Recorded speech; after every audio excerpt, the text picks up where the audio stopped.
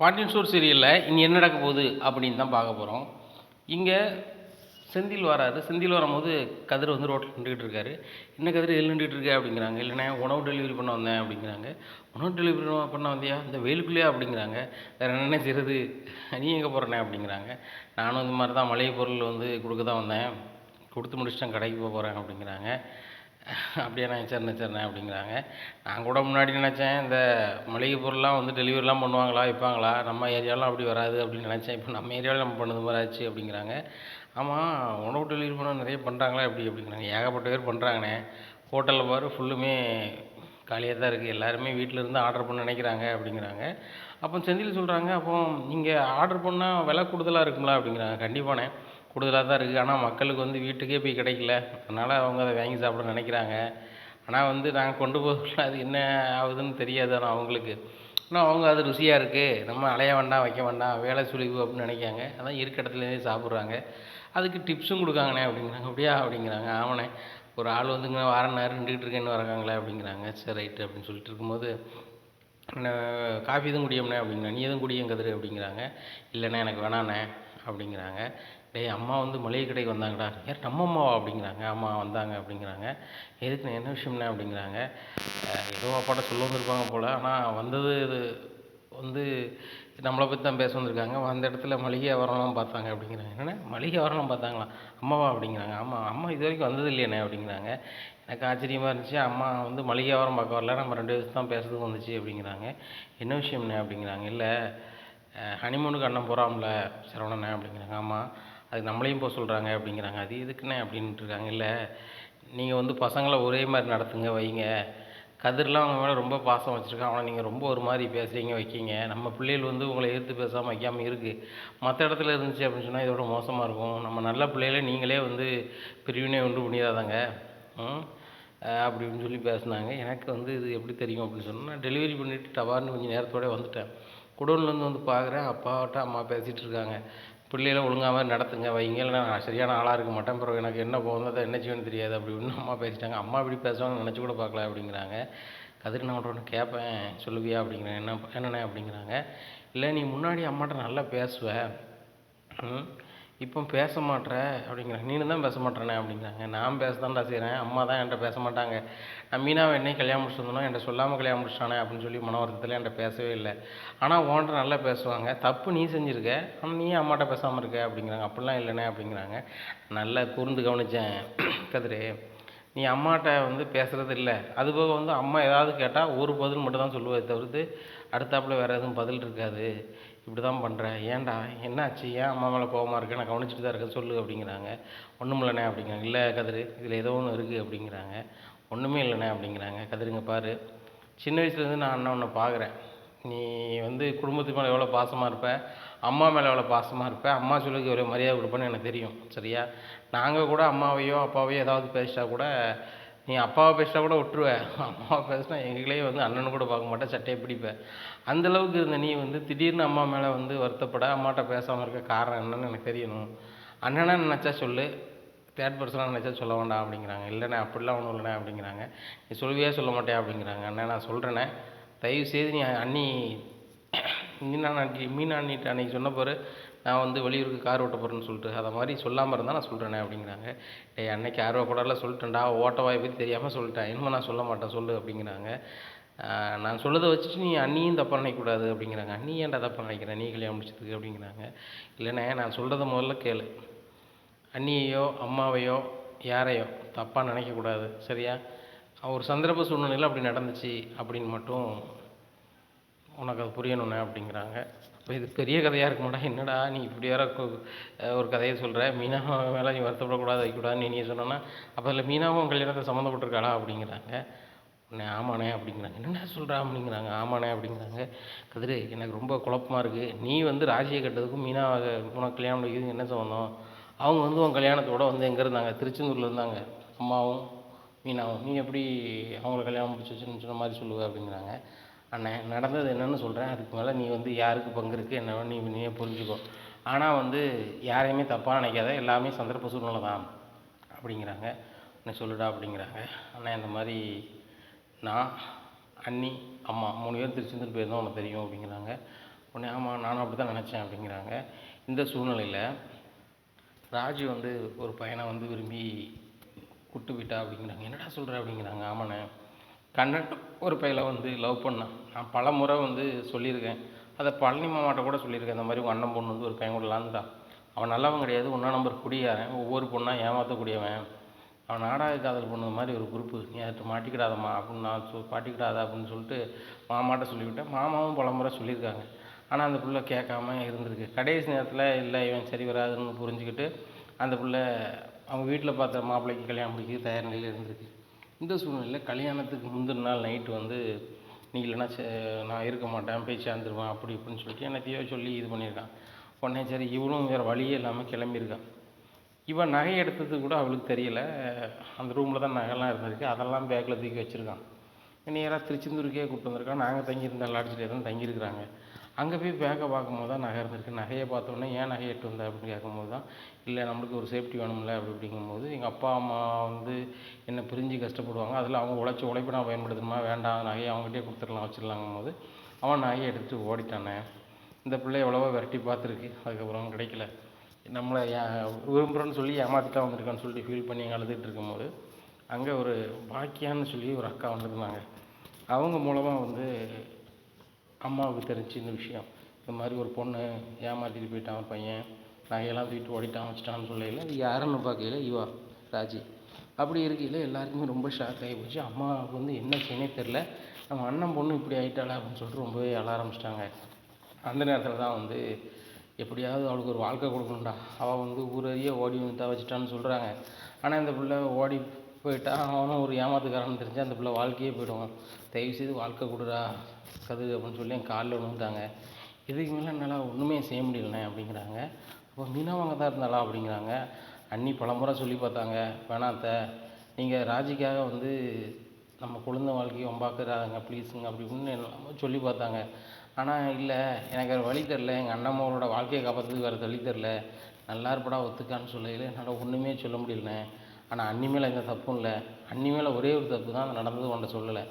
ஏன் சொல்லலை அப்படின்னு சொன்னால் அந்த வீட்டில் வேறு மாதிரி பிரச்சனைகள்லாம் வரும். அதுபோக ராஜியும் தப்பாக நினைக்க வேண்டிய சூழல் ஏற்படும் அப்படி தானே சொல்லலை. ராஜி வந்து அந்த பையனை விரும்பினதை தவிர்த்து வேறு ஒன்றும் நடக்கலைண்ணே அப்படிங்கிறாங்க. ஏன்னா ராஜை தப்பாக நினைக்கல, ஆனால் மீனா வந்து என்கிட்ட சொல்லாமல் இருக்கா பார்த்தியா அப்படிங்கிறாங்க. அண்ணன் நீ ஓட்டவாயின்னு அன்றைக்கி தெரிஞ்சிருக்கு, அதனால தான் சொல்லலை அப்படிங்கிறாங்க. டேய் நான் ஓட்டவாயடா அண்ணே, அது என்னமோ தெரியாது, இந்த விஷயம் யாருக்கும் தெரியக்கூடாது அவ்வளோதான் அப்படிங்கிறாங்க. அம்மா பண்ணதுக்காக தான் நீ அம்மாட்ட பேச மாட்டேறியா அப்படிங்கிறாங்க. எனக்கு கொஞ்சம் வருத்தம் இருந்துச்சுண்ணே, உங்கள் அண்ணன் மகளுக்காக என்ன பண்ண சொன்னீங்க, எங்கள் அப்பாவுக்கு ஏற்கனவே என்னை பிடிக்காது, தொடர்ந்து பிடிக்காமல் பண்ணிட்டீங்களே அப்படிங்கிற வேதனையில் தான் நான் வந்து அம்மாட்ட பேசுறதில்லை, வேற ஒன்றும் இல்லை. அவங்க அண்ணன் மகன் நல்லா இருக்கணும்னு சொல்லி நினச்சவங்க தான் பிள்ளையும் கஷ்டப்படக்கூடாதுன்னு ஒரு வார்த்தை நினச்சிருக்கலாமே அப்படிங்கிறது தான். இப்போ போகிற போக்க பார்த்தா ராஜி மாதிரி எனக்கு ஒரு பொண்ணு கிடச்சிருக்காதோ அப்படின்னு நினைக்க வேண்டியது வருது. என்ன எல்லாருமே என்னை கிண்டல் பண்ணுறாங்க, படிக்க வேண்டிய வயசில் படிக்காமல் கல்யாணம் தான் முக்கியம்னு சொல்லிட்டு போயிட்டியா அப்படின்னு இப்படின்னு ஊரில் ஒரு மாதிரி பேசும்போது ரொம்ப கஷ்டமாக இருக்குது. சரி வழி இல்லை, அம்மா சொல்ல காப்பாற்ற வேண்டியதாக போச்சு.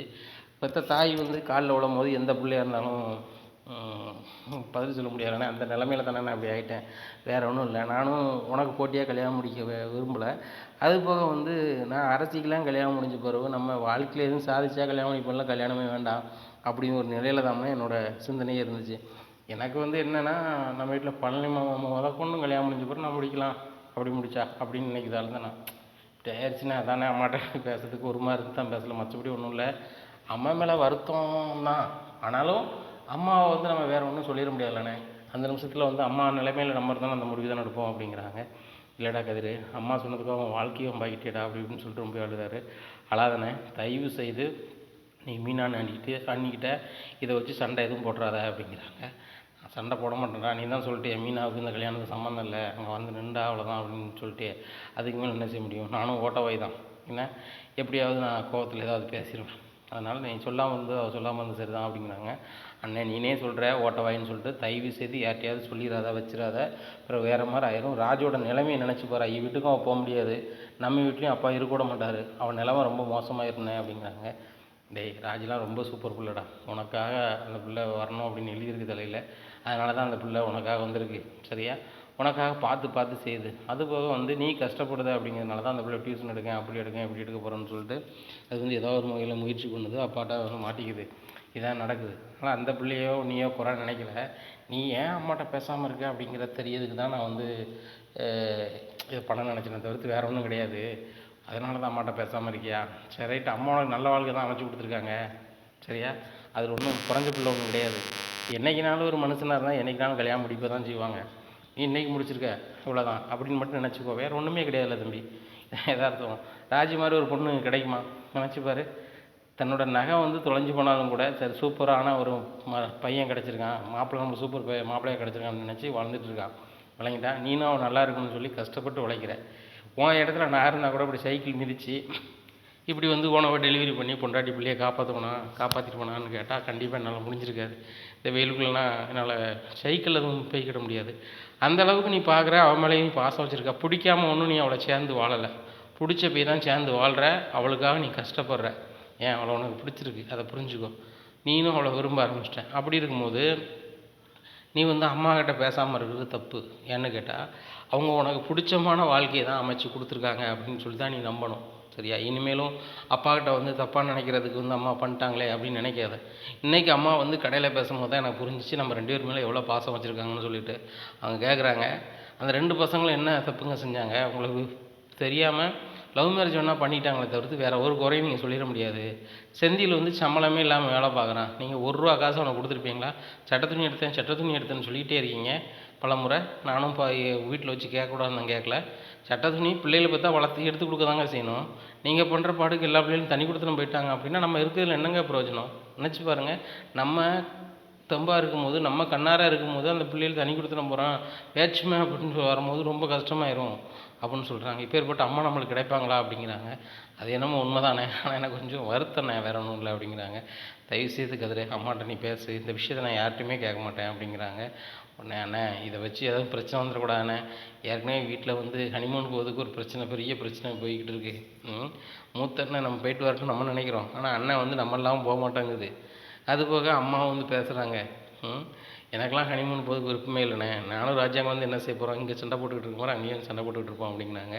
இல்லைடா அப்படிலாம் ஒன்றும் இல்லை, அம்மா ஹனிமூன் போகணுன்னு கேட்க வேண்டாம். அதே மாதிரி அம்மா போயிட்டு வாங்க அப்படின்னு சொல்லும்போது நம்ம வந்து தடுக்க வேணாம். நமக்கு பிடிக்காட்டிலும் கூட நம்மளை கட்டியிருக்க பிள்ளைகளாவது ஒரு சந்தோஷமாக 4 இடத்துக்கு போயிட்டு வரணும்லடா அப்படிங்கிறாங்க. அது என்னமோ உண்மைதானே, ஆனால் அப்பா காசில் போனோன்னா அப்பா சொல்லி காட்டுவார்ண்ணே. அதனால் வந்து உழைச்சி போயிடலாண்ணே அப்படிங்கிறாங்க. கதிரி நீ உழைச்சி போயிடுவ, எனக்கு தான் சம்பளமே கிடையாது, நான் என்ன பண்ண முடியும்? இப்படி ஃப்ரீயாக எங்கேயாவது இடம்னா தான் சரி அப்படிங்கிறாங்க. அண்ணே அதுக்கும் சேர்த்து நான் சம்பாத்தியம் பண்ணுறேனே அப்படிங்கிறாங்க. ஏய் நீ வந்து சின்னவன், நான் உனக்கு காசு தரணும் அப்படிங்கிறாங்க. அண்ணே நம்மளுக்குள்ளே என்னண்ணே நீ தரணும் நான் தரணும்னு சொல்லிட்டு, என்கிட்ட காசு இருந்தால் அண்ணன் உனக்கு தர போகிறேன், அண்ணன் உங்ககிட்ட காசு இருந்தால் நீ எனக்கு தம்பி எனக்கு தர போகிறேன், இவ்வளோ தானே. அதெல்லாம் ஒன்றுமே இல்லைண்ணே, நம்ம வந்து ஹனிமூன் போகணுன்னு தோணுச்சுன்னா போவோம்ண்ணே அப்படிங்கிறாங்க. அண்ணே நீ இப்போ கடைக்கு போகிறியா வீட்டுக்கு போகிறியா அப்படிங்கிறாங்க. கடைக்கு தான் போகணுன்னு நினச்சேன், இப்போ வீட்டுக்கு போயிட்டு போகிறேன் அப்படிங்கிறாங்க. அண்ணே நல்லா இருப்பேண்ணே, வீட்டில் போய் எதுவும் சண்டை கண்டை போட்டுறாதானே, மைனி வேறு வீட்டில் தான் இருக்குது அப்படிங்கிறாங்க. ஏன்டா அவள் வேலைக்கு போகலையா அப்படிங்கிறாங்க. இல்லை அண்ணி வேலைக்கு கிளம்புனாங்க, தலைவலின்னு சொன்னோன்னே ஃபோன் அடிச்சு சொல்லிட்டு வீட்டில் இருந்துட்டாங்க அப்படிங்கிறாங்க. என்கிட்ட ஒரு வார்த்தை சொல்லலை அப்படிங்கிறாங்க. அண்ணே அன்றைக்கே தலைவலி, எல்லாருக்கும் ஃபோன் பண்ணி என்ன சொல்லுவாங்க, சும்மா இருண்ணே நீ கடைக்கு போனால் போ, சாப்பிடலையா அப்படிங்கிறாங்க. இல்லைடா அப்படி சாப்பிட்டு கடைக்கு போகலான்னு இருக்கேன் அப்படிங்கிறாங்க. இப்போ தான் கடைக்கு போகிறோன்னே இப்போ வீட்டுக்கு போகிறாங்க அப்படிங்கிறாங்க. அண்ணே நான் பல முறை சொல்கிறேன், அன்றைக்கி வேறு தலைவலி, நீ எனத்தையாவது பேசி இதாயிராமல் அம்மாக்கிட்டேயோ யார்கிட்டையோ எதுவும் கேட்காத அப்படிங்கிறாங்க. உடனே சரிப்பா நான் ஒன்றும் கேட்கலப்பா அப்படிங்கிறாங்க. நேராக வீட்டுக்கு போகிறாங்க. வீட்டுக்கு போனோடனே இங்கே வந்து மீனா படுத்து கிடக்காங்க. மீனா என்ன செய்யுது அப்படிங்கிறாங்க. தலைவலிங்க அப்படிங்கிறாங்க. ஓ வலிக்கும்ல, பயங்கரமாக சிந்திக்கிறீங்க, வலிக்கும்ல அப்படிங்கிறாங்க. ஏங்க அப்படி பேசுகிறீங்க அப்படிங்கிறாங்க. இல்லை வேலை பார்க்கல அதை சொல்கிறேன் அப்படிங்கிறாங்க. அப்போ நீங்களாம் சிந்திக்க மாட்டீங்களா அப்படிங்கிறாங்க. நான் சிந்திப்பேன், ஆனால் ஓ அளவுக்கு சிந்திக்க மாட்டோம்ல மீனா அப்படிங்கிறாங்க. சரிங்க சாப்பிட்றீங்களா, நான் வச்சு தரட்டுமா அப்படிங்கிறாங்க. இல்லை நான் சாப்பிட்டுக்கிறேன் அப்படின்னு சொல்லிட்டு அங்கே போய் டைனிங் டேபிளில் உட்காடுறாங்க. இந்த சூழ்நிலையில் சாப்பாடை போடுறாங்க கோமதி. என்னடா நீ மட்டும் வந்திருக்க மற்றவங்க வரலையா அப்படிங்கிறாங்க. அம்மா டெலிவரி பண்ணேன், உணவு டெலிவரி பண்ண வந்தேன், அதனால் வந்து மளிகை பொருள்லாம் கொடுத்துட்டு நான் வந்துட்டு இங்கே வந்து நிற்கமா அப்படிங்கிறாங்க. சரி நீ சாப்பிட்டு நீ கடையில் வந்துட்டு அவங்கள வர சொல்லு அப்படிங்கிறாங்க. சரிம்மா அப்படிங்கிறாங்க. டேய் கதிரை பார்த்தியாடா அப்படிங்கிறாங்க. கதிர் வந்து உணவு டெலிவரி பண்ணிகிட்டு இருக்கான் அப்படிங்கிறாங்க. இல்லைடா காலேஜ் இன்னைக்கு கிடையாதுன்னு சொல்லிட்டு காலையிலேயே வேலைக்கு போயிட்டு நான் தான் கேட்கேன் அப்படிங்கிறாங்க. அப்படியாம்மா அப்படி இப்படின்ட்டு இருக்காங்க. இந்த சூழ்நிலையில் அம்மா முகத்தையே வேண்டாம், அம்மா முகத்தையே பார்க்க அப்படிங்கிறாங்க. இல்லைம்மா ஒன்று கேட்கணும் அப்படிங்கிறாங்க. என்ன அப்படிங்கிறாங்க. ஒன்றும் இல்லைம்மா அப்படிங்கிறாங்க. ஒன்று மீனாவை எழுந்திரிச்சி வந்துடுறாங்க. எழுந்திரிச்சி வரும்போது என்னங்க சாப்பிடுங்க அப்படிங்கிறாங்க. இல்லை மீனா நீங்கள் 2 பேரும் சாப்பிடுங்க, இந்த மாதிரி இன்னும் எதுவும் மேரேஜ் எதுவும் பண்ணி வைக்கணும்ல அப்படிங்கிறாங்க.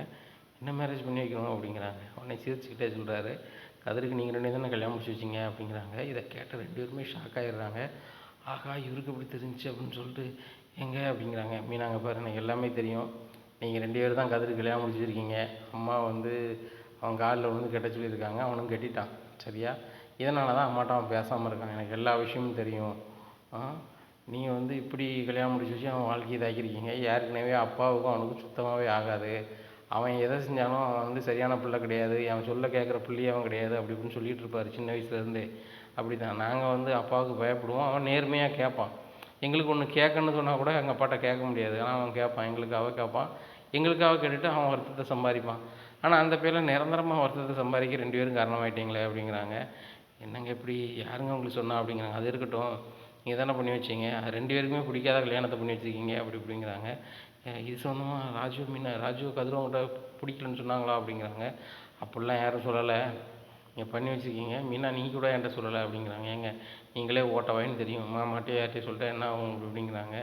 அதுவும் சரிதான், நான் ஒன்றும் நினைக்கல, ஆனால் கதிர் தான் என்கிட்ட இதை சொன்னான் அப்படிங்கிறாங்க. இவங்களுக்கு ரொம்ப ஷாக் ஆகிடுது. கதிர் தான் கூட சொன்னானா அப்படிங்கிறாங்க.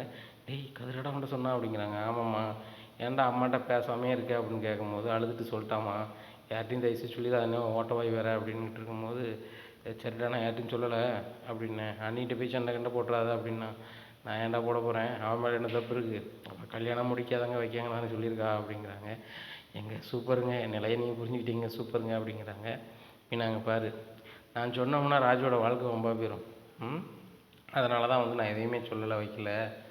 அந்த பிள்ளை நல்ல பிள்ளை, ஏதோ ஒரு வகையில் ஒருத்தர் நம்பி ஏமாந்துட்டான். ஆனால் வந்து கரெக்டான டயத்தில் நீங்கள் பேருக்கியே கடவுள் கிருபையில் வந்து கதிர் வாழ்க்கையை கொடுத்துருக்கான் சரியா. அந்த பிள்ளை மேலேயும் இப்போ அதிக பாசமாக வைக்க ஆரம்பிச்சான். அதனால தான் அந்த வெயிலில் சைக்கிளை மிதிச்சுக்கிட்டு அவன் வந்து உணவு டெலிவரி பண்ணிட்டு அலைதான். இப்போ ஏற்பட்ட பையன் கிடைக்கும் அவன் கொடுத்து வச்சுருக்கணும், அவள் கிடைக்கும் கொடுத்து வச்சுருக்கணும். பாரு எவ்வளோ பக்குவமாக இருக்குது. அப்பா என்ன பேசினாலும் சரி தான், மற்ற பிள்ளைகள்லாம் வந்து கேட்டுக்கிட்டு இருக்காது. மீனாவும் ராஜும் கேட்டுக்கிட்டு இருக்காங்கன்னா பெரிய விஷயந்தாம்மா. உனக்கு மருமக மாறு மீனாவும் ராஜும் உனக்கு ரொம்ப கிடைக்க கொடுத்து வச்சுருக்கணுமா அப்படிங்கிறாங்க. அது என்னமோ உண்மைதான்டா, எனக்கு ஃப்ரெண்டு மாதிரி. ஆனால் வந்து கதிரை தான் வந்து வாழ்க்கையை வம்பாக்கிட்டேன், அப்பாவும் உனக்கும் ஒரு விரிசலை பெருசாகிட்டேன். அதனால் 2 பேருக்குமே பிடிக்காமே போயிட்டுருக்கு. ஆனால் கதிர் மேலே நிறைய பாசம் வச்சுருக்காரு.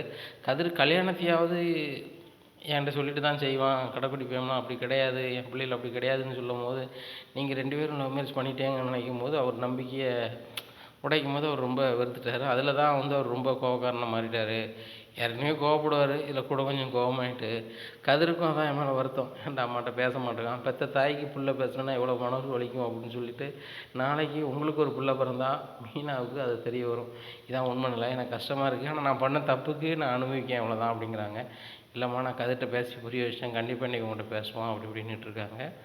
நீ அப்படியாடா அப்படின்னு சொல்லிட்டு சிரிச்சுக்கிட்டு இருக்கும்போது, சரிடா யாருக்கும் தெரிய வேண்டாம், உங்கள் அப்பாவுக்கு தெரிஞ்சுன்னா அவ்வளோதான் அப்படிங்கிறாங்க. நான் ஏம்மா அப்பாட்ட சொல்ல போகிறேன், நீங்கள் கதிர்கிட்ட பேசுங்க, கதிர் மட்டும் பேசுவாமா அப்படிங்கிறாங்க. அப்படியாடான்னு சொல்லிட்டு திரும்பி பார்க்குறாங்க. தங்கமயில் நிற்கிறாங்க. தங்கமயில் நிற்கிறத பார்த்தோன்னா கோமதி அரண்டுறாங்க. என்னத்த ஷாக்காக நிற்கிறீங்கன்னு பார்க்குறாங்க. தங்கமயில் நிற்கிறாங்க. ஆஹா தங்கமயில் பார்த்துட்டாளா அப்படின்னு சொல்லிட்டு 3 பேரும் ஷாக்காக நிற்கிறாங்க. மீனா வாயை பார்த்துறாங்க. அத்தை அப்படிங்கிறாங்க. என்ன என்ன பேசிகிட்டு இருந்தீங்க 3 பேரும் அப்படிங்கிறாங்க. ஆஹா இவ கேட்டாளா கேட்கலையான்னு தெரியலையா அப்படின்னு சொல்லிட்டு, அக்கா உங்களுக்கு கேட்டுருச்சா எல்லாமே அப்படிங்கிறாங்க. எல்லாம் கேட்டால் நான் எதுக்கு மட்டும் கேட்குறேன், என்ன பேசுனீங்க அப்படிங்கிறாங்க. இப்போ நல்ல வேலை இந்த கோழி சொல்லுதவளுக்கு கேட்கல அப்படின்னு சொல்லிட்டு, அக்கா ஒன்றும் இல்லைக்கா சும்மா பேசிகிட்டு இருந்தோம் அப்படிங்கிறாங்க. இல்லை கதிர் வாழ்க்கையை வம்பாக்கிட்டீங்கன்னு பேசிகிட்டு இருந்தீங்களே, என்ன பேசிகிட்டு இருந்தீங்க, நீங்கள் 2 பேரும் கதிர் வாழ்க்கையை எப்படி வம்பாக்க முடியும், அவன் தானே லவ் மேரேஜ் பண்ணியிருக்கான், நீங்கள் எப்படி வம்பாக்குனீங்க, நீங்களும் அவங்களுக்கு மேரேஜ் பண்ணி வச்சிங்க அப்படிங்கிறாங்க. 2 பேருமே ஷாக்காகி அப்படி சிலையாக நிற்கிறாங்க.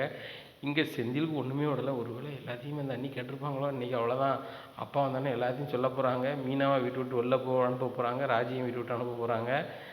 இது தெரிஞ்சுக்கிட்டுமே செந்தில் நீ என்கிட்ட சொல்ல, நீனும் வீட்டு விட்டு வெளியே போங்க போகிறாங்க. எல்லாத்துக்கும் தலைமை குரு எங்கள் அம்மா தான், எங்கள் அம்மாவே அனுப்ப போகிறாங்க அப்படின்னு சொல்லிட்டு முடிக்காங்க. உடனே தங்கமயில் எல்லாமே கேட்டியாம்மா அப்படிங்கிறாங்க. அத்தை ஒன்றும் கேட்கல, கடைசி கதிர் வாழ்க்கையும் ராஜி வாழ்க்கையும் வம்பாக்கிட்டீங்க அப்படின்னு சொல்லி தம்பி சொன்ன மாதிரி, அது நீங்கள் யார்ட்டையும் சொல்லிடாதங்க அப்படின்னு சொல்லி மீனா சொன்ன மாதிரி எனக்கு கேட்டுச்சு. என்னது கதிர் வாழ்க்கையும் ராஜி வாழ்க்கையும் இவர் சொன்னால் வம்பாயிரும் என்னது அப்படிங்கிறாங்க. அக்கா இவ்வளோ தான் உங்களுக்கு தெரியுமா, உண்மையிலே சொல்லுங்கக்கா அப்படிங்கிறாங்க. வேறு ஒன்றும் தெரில அப்படிங்கிறாங்க. இப்போ நல்லா தான் போச்சு அப்படின்னு சொல்லிட்டு நினைக்காங்க. இல்லை வேறு ஒன்றும் இல்லைக்கா, சும்மா தான் பேசிகிட்டு இருந்தோம் அப்படி. சும்மா எப்படி கதிரி ராஜியும் பேசுவீங்க அப்படிங்கிறாங்க. இல்லை கதிர்க்காக கஷ்டப்பட்டு அந்த க ராஜிகா கதிர் தம்பி சைக்கிள்லாம் மிதித்து வந்து இதாகுதுல்ல, அவங்க வாழ்க்கையை வம்பாக்கிறாங்க. அவங்கள வந்து சந்தோஷமாக இருக்குது ஹனிமூனுக்கு அனுப்பி வைங்கன்னு சொன்னோம், எல்லோரும் பேசணும் அப்படிங்கிறாங்க. ஹனிமூனுக்கு அனுப்பணுமா? ஏன் அவங்கள ஹனிமூனுக்கு அனுப்பணும் அப்படிங்கிறாங்க. ஏக்கா நீங்கள் கல்யாணம் முடிஞ்சு ஹனிமூன் போகிறீங்க, அவங்க போகக்கூடாதா அப்படிங்கிறாங்க. நாங்கள் அரேஞ்ச் மேரேஜ் பண்ணோம், எங்கள் மாமனுக்கும் எங்கள் அத்தைக்கும் பிடிச்சி கட்டி வச்சாங்க, நாங்கள் போகிறோம். ஓடி இருந்தவங்களுக்குலாம் ஹனிமூன் அனுப்புனா ஹனிமூன் போகிறதுடைய பேர் என்ன ஆகும்? ஹனிமூனுக்குள்ள மவுசே போயிரும் அப்படி இப்படின்னுட்டு இருக்காங்க.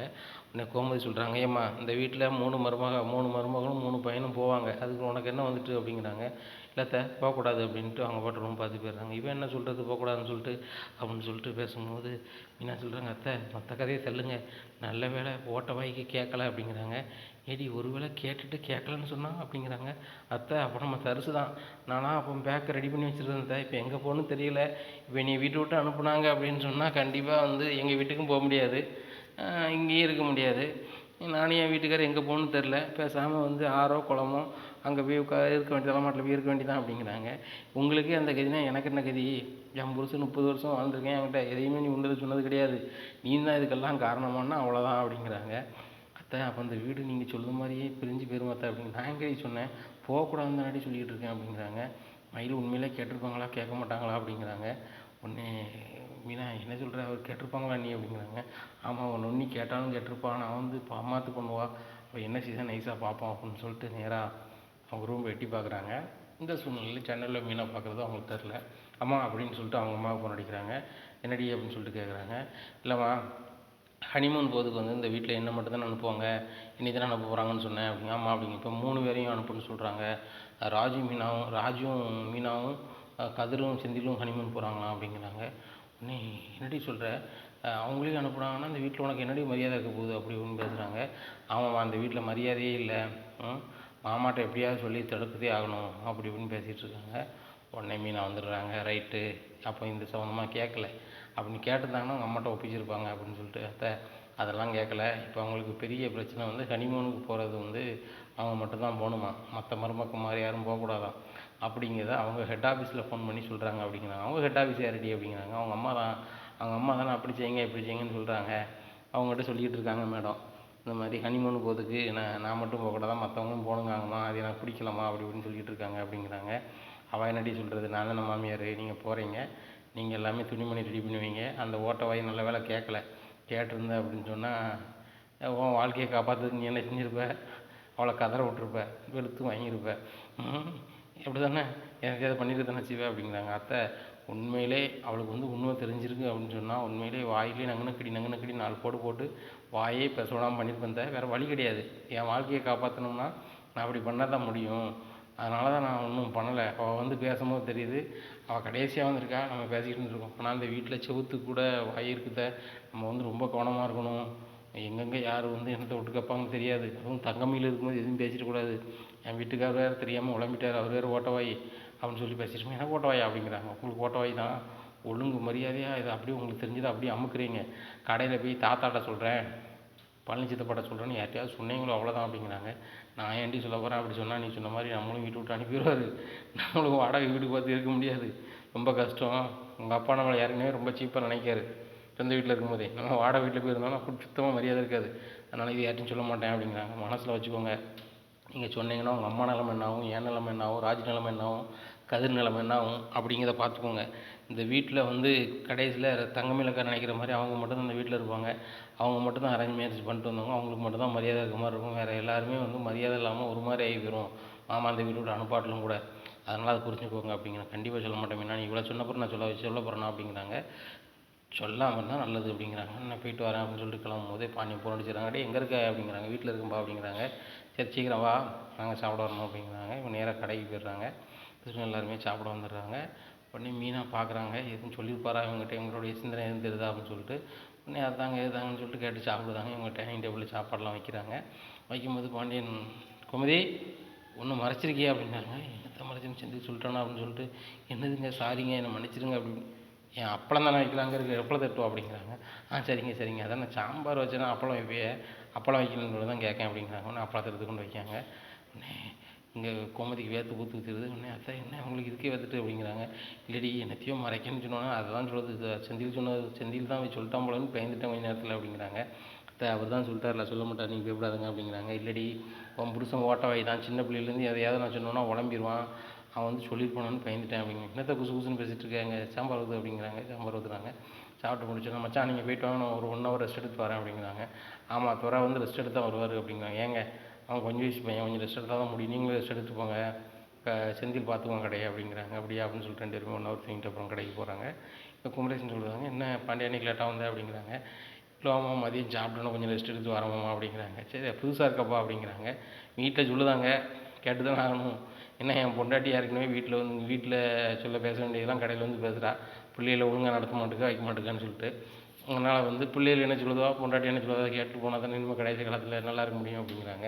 அதுவும் சரிதான் பாண்டியா, அவன் கோவத்தையும் குறைச்சிக்கா, ஏன்னா பிள்ளைகள் பூரா பெரிய பிள்ளைகள் ஆகிட்டு, நீ தான் பக்குவமாக சொல்லி திருத்தணும். நீனே கோவப்பட்டனா உங்ககிட்ட இருந்து எல்லாத்தையும் எடுத்துப்பாங்க. நீ வந்து பக்குவமாக இருந்தால் அப்பா இப்படி இருக்காரு இந்த சூழ்நிலையில், நம்மளும் இப்படி இருக்கணும் அப்படிங்கிற நிலைக்கு அவங்க வருவாங்க. நீ கோவப்பட்டுக்கிட்டு இருந்து எதுக்கு எடுத்தாலும் அப்படின்னா அவங்களும் இந்த மாதிரி சூழலில் வந்து நம்மளும் கோவம் படணும் போல் அப்படிங்கிறத முன்னுதாரணமாக எடுத்துப்பாங்க. என்றைக்குமே பெரியவங்க வந்து சின்னவங்கள்ட்ட வந்து விட்டு கொடுத்து போகக்கூடிய சூழலை கொண்டு வந்தால் தான் அந்த வீடு பக்குவமாக வரும்பா அப்படிங்கிறாங்க. உடனே அது ஜதமாமா அப்படின்னு சொல்லிக்கிட்டு இருக்காரு பாண்டியன் குமரேசன் கிட்ட. இப்படி இருக்கும்போது ஒரு 2 பேர் வராங்க. வந்து அண்ணா பாண்டியண்ணா அப்படிங்கிறாங்க. என்ன அப்படிங்கிறாங்க. இந்த மாதிரி உங்களை தானே பார்க்க வந்தேன் அப்படிங்கிறாங்க. சொல்லுங்கள் அப்படிங்கிறாங்க. இல்லை உங்கள் மச்சினனுக்கு ஒரு பொண்ணு துப்பு இருக்குது, பார்க்கலாமாண்ணே அப்படிங்கிறாங்க. உடனே பழனிக்கு பயங்கர சந்தோஷம். உடனே மச்சான் என்ன சொல்ல போகிறான்னு தெரியலையே, மச்சான் வேண்டான்ட்டு வேணும் போகிறான்னு தெரியலையே அப்படின்னு சொல்லிட்டு, அப்படியா பொண்ணு துப்பா, சரி சரி சரி, எந்த ஊர் பொண்ணு என்ன வரும் அப்படின்னு கேட்குறாங்க. ஒன்றும் நல்ல வசதி, எப்படி உங்கள் மாப்பிள்ளைக்கு வசதி இருக்கோ அதே மாதிரி வசதி அப்படிங்கிறாங்க. தப்பாக நினச்சிக்காதீங்க, அவனுக்கு உண்மையிலே வசதியான பையன்தான். ஆனால் என் மச்சினனா என் வீட்டில் இருக்கான், அதனால் எடுத்து வீட்டுக்காரங்க வந்து சொத்தில் பங்கு கொடுப்பாங்களா கொடுக்க மாட்டாங்களா, பின்காலத்தில் என்ன ஆகும்னு எனக்கு தெரியாது. ஆனால் என் பையனுங்கிற முறையில் நான் என்ன செய்யணுமோ, என்ன பங்கு கொடுக்கணுமோ அதை கொடுப்பேன். சரியா, கடையை நடத்தினா இதில் ஒரு லாபம் வருதுன்னா நாளைக்கு அதில் ஒரு பங்கு அவனுக்கு உண்டு.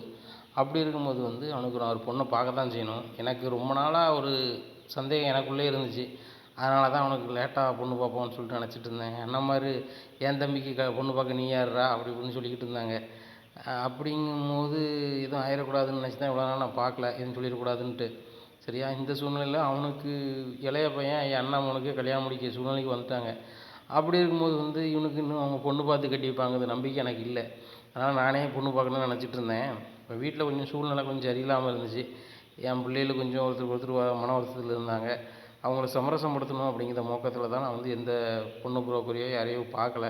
இப்போ நீங்கள் தேடி வந்திருக்கீங்க, நீங்கள் வந்ததில் எனக்கு ரொம்ப சந்தோஷம். பொண்ணு வந்து வசதியான பொண்ணுங்கிறத காட்டிலும் நல்ல பொண்ணாக ஒரு குடும்ப பொண்ணாக அவனை அனுசரித்து போகிற மாதிரி ஒரு பொண்ணு இருந்தால் சொல்லுங்கள். ஒரு நாளைக்கு நாளும் பொண்ணை பார்த்துடலாம், பார்த்துட்டு வந்து நாள் வச்சிடலாம், ஒன்றும் பிரச்சனை கிடையாது. அவங்க அண்ணன் தம்பி மாதிரி நம்ம வந்து பொண்ணை பார்க்காதங்க வைக்காங்கன்னு சொன்னாலும் நான் கேட்க போகிறது கிடையாது. என்றைக்குனாலும் அவனுக்கு ஒரு கல்யாணம் முடிச்சு வைக்க வேண்டியது கடமை வந்து எனக்கு இருக்குது. என்ன, அதனால் நீங்கள் நல்ல பொண்ணாக பாருங்கள், தப்பு கிடையாது. ஆனால் வந்து வசதி அதிகம் வேண்டாம். ஏன்னு கேட்டால் வசதியை வச்சு மட்டும் கட்டி கொடுக்கணும் கட்டணும் அப்படின்னு அவசியம் இல்லை. என் மக்கமாருக்கு நான் பொண்ணு ஒருத்தனுக்கு எடுத்திருக்கேன், மூத்தவனுக்கு 2 பேர் லவ் மேரேஜ் பண்ணிட்டானுங்க. பணத்தை எண்ணிலாம் எடுக்கல. பொண்ணு நல்ல பொண்ணாக இருக்கணும், குடும்பத்துக்கு ஏற்றாப்புல ஒரு பொண்ணாக இருக்கணும். என் மருமக்குமார் 3 பேரும் 3 திசையிலேருந்து வந்தாலும் 3 பிள்ளைகளும் தங்கமான பிள்ளைய, அந்த மாதிரி ஒரு பிள்ளையில வந்து இருந்தால் தான் 4வது மருமகளும் கரெக்டாக இருப்பான். அவன் என் முறைக்கு தான் மச்சினா, மற்றபடி அந்த பிள்ளை மாதிரி தான். நல்ல பிள்ளையாக பாருங்கள், நான் பிடிங்க, புரோக்கர் காசு வச்சுக்கோங்க, நல்ல பொண்ணாக பாருங்கள் அப்படிங்கிறாங்க. அண்ணாச்சி கல்யாணம் முடிஞ்ச கூட தான் தருவாங்க அப்படிங்கிறாங்க. இந்த 5000 2 பேரும் வச்சுக்கோங்க, ஷேர் பண்ணிக்கோங்க. ஏன்னா நல்ல பொண்ணாக பார்த்து நல்ல குடும்பமாக நிறைய சொந்த பந்தம் இருக்கணும், அப்படி ஒரு குடும்பத்தை பாருங்கள். சரியா, நல்ல பொண்ணுன்னு சொல்லுது, நல்ல பண்பான பொண்ணும் பெரிய குடும்பத்தில் சேர்ந்த பொண்ணாக இருக்கணும். ஏன்னா சொந்த பந்தம் நிறைய இருக்கணும். நான் தான் ஒரு தனியாக ஒரு அனாதை பையன் மாதிரி இருந்தேன். இன்றைக்கி நான் நிறைய பிள்ளையை பெற்றிருக்கேன், வளர்த்துருக்கேன், அவங்களுக்கும் சம்மந்தம் கொண்டிருக்கேன் அப்படின்னு சொன்னால் அந்த மாதிரி இருக்கணும். என்ன, அதனால் நல்ல ஒரு பெரிய குடும்பமாக பாருங்கள். பொண்ணு நல்ல சிவத்த பொண்ணாக படித்த பொண்ணாக பாருங்கள் அப்படிங்கிறாங்க. சிவத்த பொண்ணாக படித்த பொண்ணா அப்படிங்கிறாங்க. இல்லை அந்த பையன் வந்து சிவப்பாக இருக்கணும் பொண்ணு அப்படின்னு சொல்லிட்டு எங்கள் மாமா குமரேசன் மாமாட்ட சொல்லிடுவான் போல், அதை வச்சுட்டு தான் சொல்லுதேன் அப்படிங்க. மச்சான் எனக்கே வெக்கமாக இருக்குது மச்சான் அப்படிங்கிறாங்க. அப்போ இவனு இங்கே தான் இருக்கியா அப்படிங்கிறாங்க. மச்சான் நான் குடோனுக்கு போயிட்டு வந்தேன், நீங்கள் பொண்ணை பற்றி பேசணுன்னு நான் நின்ட்ட மச்சான் அப்படிங்கிறாங்க. பார்த்தீங்களா, மாப்பிள்ளை வந்து ரொம்ப உற்சாகமாக இருக்கான். நல்ல பொண்ணாக பாருங்கள், எப்போனாலும் பொண்ணை பார்த்து முடிவு பண்ணி, ஒன்றும் பிரச்சனை கிடையாது. பையனுக்கு ஜாதகம் இருக்குது, ஆனால் எங்ககிட்ட இல்லை. என் பொண்டாட்டிக்கு பேர் ராசி தான் தெரியும், அதை வச்சு பண்ணலாமா இல்லை ஜாதகம் வேணுமா அப்படிங்கிறாங்க. மச்சான் ஜாதகம் வேணா எங்கள் அம்மாட்ட வாங்கிடுறேன் அப்படிங்கிறாங்க. சரி ரைட், நான் ஜாதகம் வாங்கி தர சொல்கிறேன், நீங்கள் நல்ல பொண்ணாக பாருங்கள் அப்படிங்கிறாங்க. உடனே ரொம்ப சந்தோஷமாக இருக்கார் பழனி. உடனே இவர் கேட்குறாரு, குமரேசன், "ஏய் உங்கள் மச்சான் உனக்கு பொண்ணுலாம் பார்க்க ஆரம்பிச்சிட்டாரப்பா" அப்படிங்கிறாங்க. பிறகு எங்கள் மச்சானா சும்மையா அப்படிங்கிறாங்க. "டேய் பழனி, இதே சந்தோஷத்தோட போய் டெலிவரி பண்ணிட்டு வா" அப்படிங்க. "சரி மச்சான், சிட்டா பறந்து வரேன் பாருங்க" அப்படிங்கிறாங்க. உடனே வெளியே போகிறாங்க. போனோடனே, "பார்த்தீங்களாம்மா, கல்யாணம்னு சொன்னோடனே எவ்வளோ குஷியாக இருக்கான்" அப்படிங்கிறாங்க. "ஆமாப்பா, காலத்தில் அவனுக்கும் பண்ணி வைக்கணும்ல" அப்படிங்கிறாங்க. ஆமாம், நான் முன்னாடியே கல்யாணம் பண்ணி வச்சுருப்போம்மா, அவங்க ஏதாவது இந்த வார்த்தையை சொல்லிடக்கூடாதுங்கிறது தான். இப்போ கோவம் அவனுக்கு இருக்க தான் செய்யும், அண்ணன் தம்பின்னு கோவம் இருக்க தான் செய்யும். ஆனாலும் நம்ம ஒருத்தன் 3ஆம் மனுஷன் கல்யாணத்தை முடிச்சு வைக்கேன் அப்படின்னு சொன்னால் அவங்களுக்கு கொஞ்சம் சுருத்து வரும்ல, அதனால தான் நான் யோசிச்சுட்டு இருந்தேன் அப்படிங்களா. "நீ என்னப்பா அடுத்த மனுஷன், நீ சொந்த மச்சினன் தானே, பொண்டாட்டியோட தம்பி, அவங்க கல்யாணம் முடிச்சு வைப்பாங்கன்னு பார்த்தா முடிச்சு வைக்கல, நீ முடிச்சு வைக்கிறதுல தப்பு ஒன்றும்லப்பா. எந்த பிள்ளைகளும் நல்ல மனநிறைவாக வாழணும், சந்தோஷமாக இருக்கணும். காலகாலத்தில் கல்யாணம் முடிச்சா தானப்பா வாழ்க்கை. கடைசி காலத்தில் 40, 50 வயசில் கல்யாணம் முடிச்சுட்டு வாழ்றதாப்பா வாழ்க்கை. வாழ்க்கை வந்து அந்த வயசில் வாழணுமப்பா. அப்படி வாழ்ந்தா தான் வாழ்க்கை ரசனை இருக்கும். இப்போ கொஞ்சம் வயசில் ஒருத்தன் கல்யாணம் முடிக்காமனா பிள்ளைய வளர்க்குறதுக்கு வசதியாக இருக்கும். நம்ம 50 வயசில் கல்யாணம் முடிக்கணும்னா 10, 60 வயசில் நம்ம போய் சேரதோம்னா 10 வயசில் பிள்ளைய விட்டு போனால் பிள்ளை எதிர்காலம் என்ன ஆகும்? திராட்டு திண்ணையமாக அனுப்பும். அதோடைய எதிர்காலமே ரொம்ப சங்கடப்பட்டு போயிடும். பிள்ளையில வந்து கல்யாணம் முடிக்கிற வரைக்காவது நம்மளுக்கு ஆயுசு இருக்கணும். அந்த அளவுக்கு நம்ம சின்ன வயசில் கல்யாணம் முடிக்கணும். நீ கல்யாணம் முடிச்சது தான் கரெக்டு. பாரு, கொஞ்சம் வயசில் கல்யாணம் முடிச்ச, வாலிபனாக இருக்க, உன் பிள்ளைகளுக்கு பூரா கல்யாணம் முடிக்க போகுது இல்லைங்களா. ஒரே ஒரு பொட்டை பிள்ளை மட்டும்தான் இருக்குது. அதுவும் முடிச்சிட்டுனா நீ பேரம்பேத்தி எடுத்து சந்தோஷமாக இருக்க போகிற. ஆனாலும் நீ வாலிபனாக இருக்க. இப்படி இருந்த அப்படின்னு சொன்னால் கண்டிப்பாக பேரம்பேத்தியெல்லாம் நம்மளையும் வளர்த்துற முடியும் ஓரளவு. அதான் நல்லாயிருக்கும், செட்டில் பண்ண முடியும். அதனால தான் நான் நிறைய வாட்டி சொல்லுவேன், பழனிக்கு ஒரு பொண்ணை பாருப்பா, பழனிக்கு ஒரு பொண்ணை பாருப்பான்ட்டு. நீ மனசுக்குள்ளே இதை வச்சுக்கிட்டு தான் வந்து பொண்ணு பார்க்காம வந்துருப்ப போல அப்படிங்கிறாங்க. வேறு வேணாமாம்மா, வேறு என்ன இதுதான் அப்படின்ட்டு இருக்கும்போது செந்தில் வந்துடுறாரு. "நீ என்னத்தை தான் பேசிகிட்டு இருக்கீங்க" அப்படிங்கிற. "ஒன்றும் இல்லை, நான் அவங்க பொண்ணை பேசி முடிச்சோன்னு சொல்லுதேன்ப்பா" அப்படிங்கிறாங்க. உடனே, "டேய் செந்திலே, கடையில் இருப்பா, கொஞ்சம் உள்ள போயிட்டு வரேன்னு" சொல்லிட்டு கிளம்பி போகிறாரு. உடனே சரிப்பா அப்படின்ட்டு உட்காடுறாங்க. உடனே, "தாத்தா என்னது பேசிகிட்டு இருக்கே" அப்படிங்கிறாங்க. "டேய் உனக்கு அத்தை வர போகிறாடா" அப்படிங்கிறாங்க. "அத்தையா? எந்த அத்தை?" அப்படிங்கிறாங்க. "அத்தை எந்த அத்தையா? பழனி கல்யாணம் முடிச்ச உனக்கு அத்தை தானே" அப்படிங்கிறாங்க. "மாமா கல்யாணமா?" அப்படிங்கிறாங்க. 100% கல்யாணம் தான். ஏன்னா பொண்ணு புரோக்கர்கிட்ட பைசாவும் கொடுத்து பார்க்கின்னு சொல்லிட்டாரு. இதனால் அவங்க மாமா ரொம்ப சந்தோஷமாக இருக்கானப்பா அப்படிங்கிறாங்க. ஆமாம், எங்கள் மாமா கல்யாணம் நடக்குமான்ட்டு கிடந்தாரு. இப்போ பொண்ணு பார்க்க போகிறாங்கன்னு சொன்னோடனே அவங்க மாமாவுக்கு இப்போ சந்தோஷமாக தான் இருப்பார். "சரி, சந்தோஷமாக இருந்தால் சரி தான்" அப்படிங்கிறாங்க. "உங்கள் அப்பனையே பண்ணி வைக்கணும்னு நினைக்கானப்பா, உங்களில் மாதிரி ஒரு பங்கு அவனுக்கு கொடுக்கணும்னு நினைக்காம பார்ப்பேன். ஆனால் உண்மையிலும் உங்கள் அப்பனை என்னமோ நினச்சேன், மச்சினன் அடிக்கடி ஏசிக்கிட்டு இருக்கானே, பேசிகிட்டு இருக்கானே, அக்கா வேணும் மச்சான் வேணும் அந்த பேரை இப்படி பேசுகிறானேன்னு நினச்சிருக்கேன் உங்கள் அப்பனை கூட. ஆனால் உங்கள் அப்பன் தங்கமானவன தான் அப்பா இருக்கான்" அப்படிங்கிறாங்க. "எங்கள் அப்பா கொஞ்சம் கரடு முறையாக பேசுவார் தாத்தா, ஆனால் வந்து பாசமாக தான் இருப்பார். ஆனால் அவருக்கு எப்போ எதை காட்டணும்னு தெரியாது, டபார்னு கோவப்பட்டுருவார். 5 நிமிஷம் கழிச்சு சாரிம்பார். நம்ம மனசு கஷ்டப்பட்டுருக்குமா படலையானுங்க தான் யோசிக்க மாட்டார், இவ்வளோ தான்" அப்படிங்கிறாங்க. "அது என்னமோ உண்மை தான், என் மருமகன் தான் என்னையே பலவாட்டி ஏசிருக்காருன்னா பார்த்துக்குவேன்" அப்படிங்கிறாங்க. "அப்பா உங்களையும் ஏசிருக்காங்களா?" அப்படிங்கிறாங்க. "இப்போ நீங்கள் கடையில் வந்து நிற்கிய, சின்ன பிள்ளை முன்னாடி ஏசினா நல்லா இருக்காருன்னு ஏச மாட்டேங்கானு நமக்கு தெரில. முன்னாடிலாம் என்னைய ரொம்ப ஷவுட்டாக ஏசுவார். சரி மருமகன் தானே பேசுனாங்கன்னு விட்டுருவேன். அந்த மாதிரி நானும் கோவம் வரும்போது மருமகனை ஏசுவேன். இப்போ நீங்கள் பிள்ளைன்னு வந்துடுதா, மச்சினன்னு வந்துடுது. ஏன்னா அவங்க முன்னாடி பேச நல்லா இருக்காதுலப்பா, நல்லா பேசுறது கிடையாது. என்ன எந்த கோவம்னாலும் 5 நிமிஷம் அவன் காட்டுவான், நானும் 5 நிமிஷம் காட்டுவேன். ஆனால் பொண்ணு பார்த்து கட்டி வச்சு அவனும் அவங்க அப்பன் அப்படிங்கிறாங்க. ரொம்ப சந்தோஷம்தான். அப்படிங்கும்போது பழனி வந்துடுறாரு. "என்னம்மா கல்யாண ஏற்பாடெல்லாம் நடக்காமல்?" அப்படிங்கிறாங்க. "ஆமாடா மாப்பிள்ள, வெக்கமாக இருக்குது மருமோனே" அப்படிங்கிறாங்க.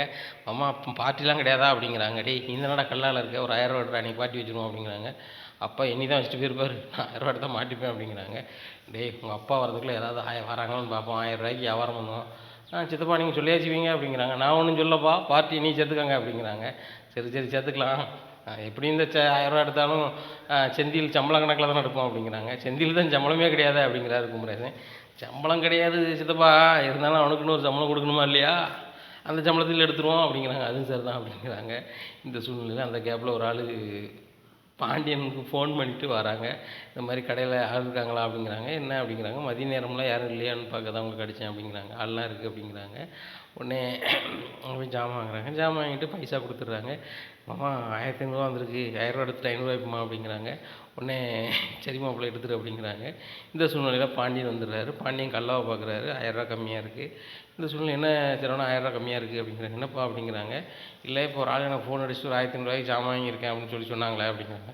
"சொல்லிட்டாங்களா?" அப்படின்னு சொல்லிட்டு "ஆமாப்பா கொஞ்சம் பாருங்க" அப்படின்னு சொல்லிட்டு கல்லால் அங்கங்கே புரட்டி பார்க்க டபார்னு அந்த பையில் இருக்க 1000 ரூபா எடுத்து வச்சுட்டு "ஆமாம் என்ன இருக்குப்பா" அப்படிங்க. "ஓ இருக்கா, நான் தான் பார்க்கலையா" அப்படிங்கிறாரு. உடனே பழனி சொல்லுதாரு, "உங்கள் அப்பாட்டேருந்து ₹1 காசு எடுக்க முடியாதா, 1ஆம் நம்பர் எம்முட்ட மோகன்டா அவங்க அப்பா, நான் தான் ரொம்ப பாடுபடுத்தினா, நீங்கள் அதுக்கு மேலே பாடுபடுத்தியடா, பார்ட்டியே நீ வைக்க முடியாதாடா" அப்படிங்கிறாங்க. "மாமா அதுக்கு ஒரு வாய்ப்பு இருக்குது, நம்ம பணமே கொடுக்காம உனக்கு பார்ட்டி வைக்க வாய்ப்பு இருக்கு மாமா" அப்படிங்கிறாங்க. "என்ன?" அப்படிங்கிறாங்க. "நம்ம கதிர் வந்து உணவுட்டெல்லாம் டெலிவரி பண்ணுதான், அவனை நம்ம கொண்டு வர சொல்லிடுவோம் அப்படிங்கிறாங்க. உடனே குமரேசன் சொல்கிறார், சூப்பர் ஐடியாப்பா, சூப்பர் ஐடியா. பக்கெட்டு பிரியாணி என்னத்துமா சொல்லுதாங்களாப்பா, இந்த டப்பாவில் பெருசாக வாங்கி தின்னாங்களே அப்படிங்கிறாங்க. ஆமாம், அதை ஆர்டர் பண்ண சொல்லப்பா அப்படிங்கிறாங்க. மாமா அப்போ கடை அடைச்சோன்னா அப்பா நேரத்தில் கிளம்பிடுவார், அப்போ நம்ம கடையில் வச்சே சாப்பிட்ருவோமா அப்படிங்கிறாங்க. அதுவும் சரி தான், கடையிலே சாப்பிட்ருவோம் அப்படிங்கிறாங்க. இந்த சூழ்நிலை நேரம் ஆயிடுது, கடை அடைச்சி வீட்டுக்கு கிளம்புறாரு பாண்டியா. அப்போ நீங்கள் வந்துருங்க அப்படின்ட்டு போகிறாங்க. அப்போ கதிருக்கு ஃபோன் அடிக்கிறாரு செந்தில். ஃபோன் அடித்து, எப்பா மாமாவுக்கு பொண்ணு பார்க்க படம்லாம் நடந்துகிட்டு இருக்கு அப்படிங்கிறாங்க. என்னென்ன சொல்கிற அப்படிங்கிறாங்க. ஆமாம், நம்ம பழனி மாமாவுக்கு வந்து கல்யாணம் ஆக போகுது அப்படிங்கிறாங்க. அண்ணா நீ வீட்டில் எதுவும் சொல்லலை அப்படிங்க, ஒன்றும் சொல்லலை, நீ வா அப்படிங்கிறாங்க. சரி ரைட்டு அப்படிங்கிறாங்க. கடைக்கு சாப்பாடாக கொண்டு வரணும், நான் கொண்டு வரேன் அப்படின்னு சொல்லி சாப்பாடு கொண்டு வந்துடுறேன். மாமா வாழ்த்துக்கள் மாமா, பொண்ணுலாம் பத்தச்சா அப்படிங்கிறாங்க. இனிமே தான்டா, அதுக்குள்ளே பார்ட்டியா அப்படிங்கிறாங்க. ஆமாடா, பேச்சடி பட்டோடனே பார்ட்டி கேட்குறாங்க, என்ன செய்ய முடியும், நம்ம கொடுக்காம இருக்க முடியுமா, நம்ம பெரிய இடத்துக்குள்ளே கொடுத்தானே ஆகணும் அப்படிங்கிறாங்க. ஆமாம், பல கோடி ரூபாய்க்கு நீ அதிபதி, கொடுத்தான் ஆகணும், ஆனால் நாங்கள் அப்படி இல்லையே அப்படிங்கிறாங்க. டேய் உங்களுக்கு சேர்ந்தாண்டா பார்ட்டி அப்படிங்கிறாங்க. இந்தா நீ வந்து உணவு டெலிவரி பண்ணி வந்த பையன் தானே, உனக்கு அதுக்குள்ள காசு அப்படி இன்னும் சாப்பிட அப்படிங்கிறாங்க. மாமா நான் டெலிவரி பண்ணிவிட்டு நான் சாப்பிட மாட்டேன் அப்படிங்கிறாங்க. டேய் நான் மாமாடா, நாளைக்கு அத்தை வர போகிறாடா, அதை கொண்டாடும் போது நீ சாப்பிடணும்டா, சாப்பிட்றா அப்படிங்கிறாங்க. சாப்பிட்றா அப்படின்னு கொட்டி விடுறாங்க. எல்லோரும் சந்தோஷமாக சாப்பிட்றாங்க. இந்த சூழ்நிலையில் அங்கே சாப்பிட்டாங்க, சாப்பாடு சிந்திடுது. அதனால் எல்லோரும் வழக்கம் போல வீட்டுக்கு போயிடுறாங்க. மறுநாள் காலையிலே வந்து கடையை திறக்கிறாரு பாண்டியன். கடையில் பூரா பிரியாணியாக சிந்தி கிடக்கு. குமரேசமாமா அப்படிங்கிறாங்க. என்ன பாண்டியா அப்படிங்கிறாங்க. என்னமாம்மா கடைக்குள்ளே பிரியாணியாக சிந்தி கிடக்கு அப்படிங்கிறாங்க. நம்ம வீட்டில் இருந்து சாப்பாடு இருக்கும் அப்படிங்கிறாங்க. என்னமாம்மா சொல்கிறீங்க, சாப்பாடு வந்து தான் 2-3 நாள் ஆகிப்போச்சு அப்படிங்கிறாங்க. ஆகா நேற்று நைட்டு சாப்பிட்டு பிரியாணி செஞ்சுட்டு உங்களுக்கு அப்படின்னு சொல்லிட்டு தெரியலையே, காக்கா ஒன்று தூக்கி போட்டிருக்குமா அப்படிங்கிறாங்க. என்னமாம்மா சொல்கிறீங்க, கடை அடைச்சி கிடக்கு, காக்கா அப்படி தூக்கி போடும் அப்படிங்கிறாங்க. அதுவும் சரிதானப்பா, எப்படி பிரியாணிங்க வந்துச்சுன்னு தெரியலையே அப்படிங்கிறாங்க. டே பழனி அப்படிங்கிறாங்க. மச்சான் இங்கே பிரியாணி எப்படி தான் வந்துச்சு அப்படிங்கிறாங்க. மச்சான் ஏன்டா கேட்டா, நானும் உங்க கூட தானே மச்சான் இருந்தேன், நைட்டு எப்படி பிரியாணி வந்துச்சு எனக்கு எப்படி தெரியும் அப்படிங்கிறாங்க. உடனே செந்திலே அப்படிங்கிறான். அப்பா எனக்கு தெரியாதுப்பா அப்படிங்கிறாங்க. அப்போ எல்லாருக்கும் தெரியாதுன்னா பிரியாணிங்க எப்படி தான் வந்துச்சு, ஒருவேளை போலீஸை கம்ப்ளைண்ட் பண்ணி தான் கண்டுபிடிக்க வைக்கணுமா அப்படிங்கிறாங்க. உடனே பண்ணி சொல்லுவாங்க. மச்சான் அதெல்லாம் வேண்டாம் மச்சான் அப்படிங்கிறாங்க. ஏண்டா, இல்லை மச்சான் நான் தான் பிரியாணி சாப்பிட்டேன். நீ தான் பிரியாணி சாப்பிட்டியா அப்படிங்க. ஆமாம் மச்சான், நேற்று என்கிட்ட பார்ட்டி கேட்டாங்க, யாரெல்லாம் கேட்டால் பார்ட்டி வேண்டா அப்படிங்கிறாங்க. செந்திலும் குமரேசன் சித்தப்பாவும் கேட்டாங்க, அதனால் ஆன்லைனில் ஆர்டர் பண்ணி இங்கே வச்சு சாப்பிட்டேன் அப்படிங்கிறாங்க. அப்போ துட்டு கல்லால் எடுத்துருக்கேன் அப்படிங்கிறாங்க. மச்சான் நான் கல்லாலாம் எடுக்கல, நீங்கள் கொடுத்த சம்பளம் தான் அப்படிங்கிறாங்க. ஏய் கல்லால் எண்ணி பார்ப்பேன், சம்பளம் இல்லைன்னா அவ்வளோதான், தின்ன தெரிஞ்சவங்களுக்கு இந்த சிந்தாம திங்க தெரியாதா அப்படிங்கிறாங்க. உடனே இவ்வளோ தின்னுட்டு வீட்டில் வந்து சாப்பிட்டேனடா அப்படிங்கிறாங்க. மச்சான் நான் சாப்பிடலன்னா எதுவும் சொல்லுவியே, அதான் அந்த உப்புமாவே வேறு வழி இல்லாமல் சாப்பிட்டேன் அப்படிங்கிறாங்க. செந்திலே மாமனுக்கு சீக்கிரம் ஒரு பொண்ணு பார்த்து கட்டி வைக்கணும்னு நினச்சிக்கிட்டு இருந்தேன், புரோக்கர் மாதிரி நேற்று 2 பேர் வந்தாங்க, உன்ட்ட சொல்லணும்னு நினச்சேன், அப்போ மறந்துட்டேன் அப்படிங்கிறாங்க. அதெல்லாம் ஒன்றும் இல்லைப்பா சொல்லிட்டாங்க அப்படிங்கிற. அப்படியா சரி சரி அப்படிங்கும்போது புரோக்கர் வந்துடுறாரு. உடனே பாண்டியா சூப்பர் பொண்ணு ஒன்று இருக்குது அப்படிங்கிறாங்க. அப்படியே அதுக்குள்ளே இருக்கா அப்படிங்கிறாங்க. ஆமாப்பா நீ சொன்ன வரிசையிலே பொண்ணை பார்த்தா அது அமைப்பாக இருக்குது, பொண்ணு வந்து ஒத்த பொண்ணு, என்ன சொத்து போத்து கொஞ்சம் பரவாயில்லாமல் இருக்குது, புள்ள வந்து டபுள் டிகிரி படிச்சிருக்காளப்பா அப்படிங்கிறாங்க. உடனே பாண்டியன் ரொம்ப யோசிக்காரு. உடனே யோசிக்கும் போது பழனி சொல்லுதாரு, இந்த பொண்ணை வேண்டாம்னு சொல்லுவார் போலையே அப்படின்னு சொல்லிட்டு, மாப்பிள்ளை நம்மளுக்கு வாழ்க்கையில் கல்யாணம்னு ஒன்று இல்லை போல், நான் கடைசி வரைக்கும் அந்த மொட்டை மாடியில் கட்ட பிரம்மச்சாரியாக தான் தூங்கணும் போல் அப்படி இப்படின்னுட்டு இருக்காங்க. அம்மா கொஞ்சம் பொறுமைமா என்ன தான் சொல்லுவாருன்னு பார்ப்போம் அப்படிங்கிறாங்க. உடனே அது யோசனையாக இருக்குது, பிள்ளை நிறைய கனமாக படிச்சிருக்குன்னு சொல்லுதில்ல அப்படிங்கிறாங்க. சரி பொண்ணை பார்ப்போம், பொண்ணுக்கு மாப்பிள்ளையும் பிடிச்சிக்கிட்டா செய்வோம் அப்படிங்கிறாரு. இங்கே பள்ளிக்கு எல்லாம் கிடந்து சந்தோஷம், அரிசியை கையை விட்டு அப்படிங்கிறாரு. ஏய் அரிசிடா அப்படிங்கிறாரு பாண்டியன். சந்தோஷத்துக்கு உனக்கு அளவு இல்லையே இருக்குண்ணே. சரி ரைட்டு, மாமா அவனை டெலிவரி கடி கொடுங்க, அப்படிலாம் தான் சந்தோஷமாக அவங்கள டெலிவரி பண்ணுவான், கடையில் கிடந்தா அரிசி சந்தோஷத்தை செஞ்சு விடுவோம் அப்படிங்கிறாங்க. மச்சான் அதுவும் சரி தான், நான் போயிட்டு வரேன் அப்படின்னு சொல்லிட்டு வெளில கிளம்புறாரு. மாமா பயங்கர சந்தோஷமாக இருக்காரு அப்படிங்கிற. எப்போ அவனுக்கு கல்யாணங்கிறது அவன் வாழ்க்கையில் திருவிழா, அந்த திருவிழா வந்துட்டு பக்கத்தில் வந்துட்டு போது அவன் சந்தோஷமாக தான் இருக்குது பொழுது அப்படின்ட்டு இருக்காங்க. இன்னும் கோமதி பண்ணிக்கான். கோமதி நாளைக்கு உனக்கு எதுவும் வேலை இருக்கா அப்படிங்கிறாங்க. எனக்கு என்னங்க வேலை இருக்குது, வீட்டில் வழக்கம் போல சமைச்சிட்டு இருக்க வேண்டியதான் அப்படிங்கிறாங்க. பொண்ணுங்களை கோமதி நாளைக்கு பொண்ணு பார்க்க போகணும் அப்படிங்கிறாங்க. நாளைக்கு பொண்ணு பார்க்க போகணுமா அப்படிங்கிறாங்க. காலாண்டரில் பார்த்தேன், நான் மூர்த்த நாளாக தான் இருக்குது, நாளைக்கு பொண்ணு பார்க்க போயிடுவோம் அப்படிங்கிறாங்க. யாருக்குங்க, நம்ம வீட்டில் எல்லா பையனும் தான் கல்யாணம் முடிச்சிட்டா அப்படிங்கிறாங்க. எல்லா பையனும் முடிச்சிட்டோம், தம்பி முடியல அப்படிங்கிறாங்க. ஒன்று என்னங்க சொல்கிறீங்க அப்படிங்கிறாங்க. ஆமாம் பொண்ணு புரோக்கரை சொல்லி வச்சுருந்தேன், அவர் நல்ல பொண்ணாக சொல்லுதார், நல்ல பக்குவமான பிள்ளைன்னு சொல்லுதார். ஆனால் என்ன 2 டிகிரி படிச்சிருக்கான். சரி படித்த பிள்ளையா தான் நல்லது தானே, எங்கே பழனிக்கு அந்த பிள்ளை சம்மதிக்குமா அப்படின்னு கேட்குறாங்க. அது பொண்ணையும் மாப்பிள்ளையும் சந்திக்க இன்னும் தான் படிச்சிருக்காங்க, எதான் படிச்சிருக்காங்கன்னு சொல்லுவோம், அது போக பிடிச்சிக்கிட்டா நம்ம செஞ்சிட வேண்டியதானே கோமதி அப்படிங்கிறாங்க. எங்கள் அதுவும் சரி தான் அப்படிங்கிறாங்க. வீட்டில் உள்ள மீனா எல்லாத்தையுமே சொல்லுவாங்க, மீனா உங்கள் சித்தப்பாவுக்கு பொண்ணு பார்க்க போகணுமா நாளைக்கு அப்படிங்கிறாங்க. அப்படியே அப்போ நாளைக்கு நான் லீவ் போட்டுதான் அப்படி இப்படின்னு சொல்லிட்டு உடனே ஃபோன் அடிக்கிறாங்க ஆஃபீஸுக்கு. நாளைக்கு நான் வரமாட்டேன் அப்படிங்கிறாங்க. என்ன மீனா தினம் வரமாட்டாங்க, உனக்கு வேலைக்கு வரையும் விருப்பம் இல்லையா அப்படிங்கிறாங்க. இல்லை மேடம், இன்னைக்கு காலைல தலைவலிச்சு லீவ் போட்டேன், ஆனால் வந்து நாளைக்கு ஒரு முக்கியமான ஃபங்க்ஷன் மேடம் அப்படிங்கிறாங்க. சரி எடுத்துக்கோ அப்படிங்கிறாங்க. அதான் எனக்கு லீவ் ரெடி ஆயிடுச்சு அப்படிங்கிறாங்க. ராஜு வந்தோன்னே ராஜிட்டு சொல்லுறாங்க. ராஜுக்கு ரொம்ப சந்தோஷம். சித்தப்பா கல்யாணமா அப்படிங்கிறாங்க. ஆமாம், சித்தப்பாவுக்கு பொண்ணு பார்க்க போகிறோம் அப்படிங்கிறாங்க. ரொம்ப சந்தோஷமாக இருக்குது. இது யார் பொண்ணு பார்க்க போகிறா அப்படிங்கிறாங்க. உங்கள் மாமா தாண்டி பார்த்துருக்காரு ஒரு புரோக்கர் மூலமா அப்படிங்கிறாங்க. அப்படியா அப்படிங்கிறாங்க. அப்போ நான் காலேஜ் லீவ் போட்டுருந்தேன் அப்படின்ட்டு இருக்கும்போது கதிர் வந்துடுறாரு. என்ன விஷயம் பேசிகிட்டு இருக்கீங்க அப்படிங்கிறாங்க. நாளைக்கு மாமாவுக்கு பொண்ணு பார்க்க போகிறோமா. நாளைக்கா அப்படிங்கிறாங்க. யாருக்கு நம்ம பள்ளி மாமாவுக்கு அவங்க அம்மா அப்படிங்கிறாங்க. உடனே மாமாவுக்கு ஃபோன் அடிக்கிறாங்க. ஃபோன் அடிச்சு அம்மா அப்படிங்கிறாங்க. என்னடா அப்படிங்கிறாங்க. உனக்கு நாளைக்கு பொண்ணு பார்க்க போகிறாங்களாம்மா. ஆமாடா அப்படிங்கிறாங்க. இன்னும் இது அசால்ட்டாக சொல்லுதே அப்படிங்கிறாங்க. என்ன மாப்பிள்ள, இதான் உங்கள் அப்பா சொன்னார், அதான் சொல்லுதேன் அப்படிங்கிறாங்க. இதுக்கு பார்ட்டி? டேய், நேற்று நீ பார்ட்டி வச்சதே கடையில் பிரியாணி செஞ்சுட்டோம், அதுக்கு காலைல உங்கள் அப்பா விட்ட வசவு இருக்க, சரி வராடா, இன்னைக்கு ஒன்றும் செய்ய முடியாது அப்படிங்கிறாங்க. மாமா இன்னைக்கு ஏன் பார்ட்டி மாமா, உனக்கு என்ன வேணும் அப்படிங்கிறாங்க. மாப்பிள்ள கொத்து பரோட்டா, காடை, கவுதாரி ஒன்றே சொல்லுதாரு. சரி மாப்பிள்ள, சரி மாமா, நான் நோட்ஸ் எடுத்துக்கிறேன் அப்படிங்கிறாங்க. உடனே கோமி சொல்லுவாங்க. டேய், இப்போ தான் வந்து வீடு ஒழுங்காக போயிட்டு இருக்கு, நீ ஏதாவது கடையில் சாப்பாடு வேண்டி வர வச்சுன்னு சொல்லிட்டு அவனுக்கு ஏச்சு வாங்கி கொடுத்துறாது, அவன் புது மாப்பிள்ள அப்படிங்கிறாங்க. உடனே அமைதியாக போயிடுறாரு. அத்தை கல்யாணம் வச்சுருக்கு, ஜாலி பண்ணுது, என்ஜாய் பண்ணது விட்டுட்டு நாளைக்கு பொண்ணு பார்க்க போயிட்டு நாளைக்கு பார்ட்டி தான் விடுங்க, இன்றைக்கி வேண்டாம் அப்படிங்கிறாங்க. உடனே உன் புருஷன்ட்டு சொல்லிடு அப்படிங்கிறாங்க. உடனே ராஜி போகிறாங்க. போயிட்டு கதிர் நாளைக்கு பார்ட்டி, இன்றைக்கி எதுவும் வைக்க வேண்டாம் அப்படிங்கிறாங்க. நாளைக்கு பார்ட்டி அப்படிங்கிறாங்க. ஆமாம், சித்தப்பாவுக்கு போய் பொண்ணை பார்ப்போம், பொண்ணு ஓகே ஆச்சு, இப்போ 2 பேருக்கு பிடிச்சிக்கிட்டு சொன்னால் நாளைக்கு எல்லோரும் சேர்ந்தே பார்ட்டி வச்சிடணும்னு சொல்லிட்டு அத்தையும் சொல்லிட்டாங்க, மீனாக்காவும் சொல்லிட்டாங்க, நானும் என் சைடுக்கு சொல்லிட்டேன் அப்படிங்கிறாங்க. அப்படியா, சரி ரைட்டு அப்படிங்கிறாங்க. மறுநாள் காலையில் எல்லாம் விடிஞ்சோன்னே எல்லோரும் பொண்ணு பார்க்க கிளம்பி நிற்காங்க. அப்போ பாண்டியனில் எல்லாருமே காலையில் கிளம்பியிருக்கீங்க அப்படிங்கிறல. பொண்ணு பார்க்க போகணுன்னு சொன்னீங்களா அப்படிங்கிறாங்க. பொண்ணு பார்க்க போகிறது இத்தனை இருக்குது, அது சாயந்தரம் தானே போகணும் அப்படிங்கிறாங்க. சாயந்தரம் தான் போகணுமா அப்படிங்கிறாங்க. அத்தை தான் காலையிலேன்னு சொன்னாங்க, அதான் லீவெலாம் சொல்லிட்டேன் அப்படிங்கிறாங்க. காலையின்னு சொல்லிட்டேன் அப்படின்னு சொல்லிட்டு புரோக்கர் ஃபோன் அடிக்கிறாரு. சரி வாங்க காலையிலே பொண்ணு பார்த்துட்டு வந்துடலாம் அப்படின்னு சொல்லும் போது புரோக்கர் அங்கே அடிக்கிறாங்க. சரி வாங்கன்றாங்க. எல்லாருமே பொண்ணை பார்க்க போகிறாங்க. அப்போ பொண்ணுகிட்ட கேட்குறாங்க, பொண்ணு பையனும் பார்த்துக்கோங்க, பையன் பேர் பழனி, என்ன அப்பா இறந்துட்டாங்க, அம்மா தான் இருக்கிறாங்க, அவங்க அம்மா வரலையா அப்படின்னு கேட்குறாங்க. அவங்க அம்மா எதிர்த்து வீட்டில் இருக்கிறாங்க, நாங்கள் அவங்ககிட்ட பேச மாட்டோம், எங்கள் மாப்பிள்ளை எங்ககிட்டே இருக்கிறனால நாங்கள் தான் கல்யாணம் முடிச்சு வைக்க போகிறோம். ஏன்னா மாப்பிள்ளைக்கு தொழில் இல்லை, இது இல்லைன்னு நினைக்க வேண்டாம், அவன் கல்யாணம் முடிச்ச பிறகு நாங்கள் கண்டிப்பாக உனக்கு ஒரு தொழில் பண்ணி கொடுத்துருவேன், அதுபோக எனக்கு ஒரு பிள்ளை மாதிரி தான் அவன், சொத்தில் ஒரு பகுதி நான் கொடுத்துருவேன் அப்படிங்கிறாங்க. இதை கேட்ட பொண்ணு வீட்டுக்காரங்க சொல்லுவாங்க, நாங்கள் சொத்துக்கெலாம் கட்டி கொடுக்கல, நல்ல பையன் வேணும் அப்படிங்கிறத அது பண்ணுவோம், பொண்ணுக்கு மாப்பிள்ளையும் பிடிச்சிக்கிருச்சு என்ன அப்படிங்கிறாங்க. அவன் படிக்கலை பார்த்துக்கோங்க அப்படிங்கிறாங்க. படிப்பு ஒரு பெரிய விஷயம் இல்லை, நல்ல பையனாக அதெல்லாம் வேணும், பிடிக்காத வைக்காத தான் வேணும் அப்படிங்கிறாங்க. உடனே மாமா நைஸாக நீ சிறக்கடிப்பில்ல அப்படிங்கிட்டு பொண்ணுட்டுக்காரன்ட்டு சொல்லி நல்லா இருப்படா கதிரு அப்படிங்கிறாங்க. அதெல்லாம் சொல்ல மாட்டோம் மாமா அப்படின்னு சொல்லிட்டு, எங்கள் மாமா மாதிரி ஒரு பையனை கிடைக்க நீங்கள் கொடுத்து வச்சுருக்கணும் அப்படிங்கிறாங்க. டேய் வாய முடிச்சிரு அப்படிங்கிறாங்க. உடனே கதிர் அமைதியாக இருக்கார். இந்த சூழ்நிலை பையனும் பொண்ணு உங்களையும் எங்களுக்கு பிடிச்சிருக்கு, கண்டிப்பாக பொண்ணு நாங்கள் தருவோம் அப்படின்றாங்க. சரி அப்போ என்றைக்கு நாள் வைக்கிறது அப்படிங்கிறாங்க. எங்களுக்கு ஜாதகத்து மேலே பெருசாக நம்பிக்கை இல்லை, நீங்கள் எதுவும் பார்ப்பீங்களான்னு சொல்லி பாண்டியன்கிட்ட பொண்ணு வீட்டுக்காரங்க கேட்குறாங்க. நான் பார்க்கவே மாட்டேன், ஏன்னா மாப்பிள்ளையோட ஜாதகம் எங்கிட்ட இல்லை, அவங்க வீட்டில் தான் இருக்குது, வேணால் வாங்கிட்டு வேணால் தர முடியும்னால அப்படிங்கிறாங்க. ஜாதகம்லாம் வேண்டாம், நீங்களும் ஜாதகம் பார்க்கிங்கன்னா எங்கள் ஜாதகம் தூக்கி தரோம் அப்படிங்கிறாங்க. இல்லை ஜாதகம் பொருத்தம் என்ன, மன பொருத்தத்தோட ஜாதக பொருத்தம் பெரிய பொருத்தம் இல்லை, பொண்ணுக்கும் மாப்பிளையும் முடிச்சிருக்கல, ஒன்றும் பிரச்சனை இல்லை அப்படின்னு சொல்லிட்டு கிளம்புறாங்க.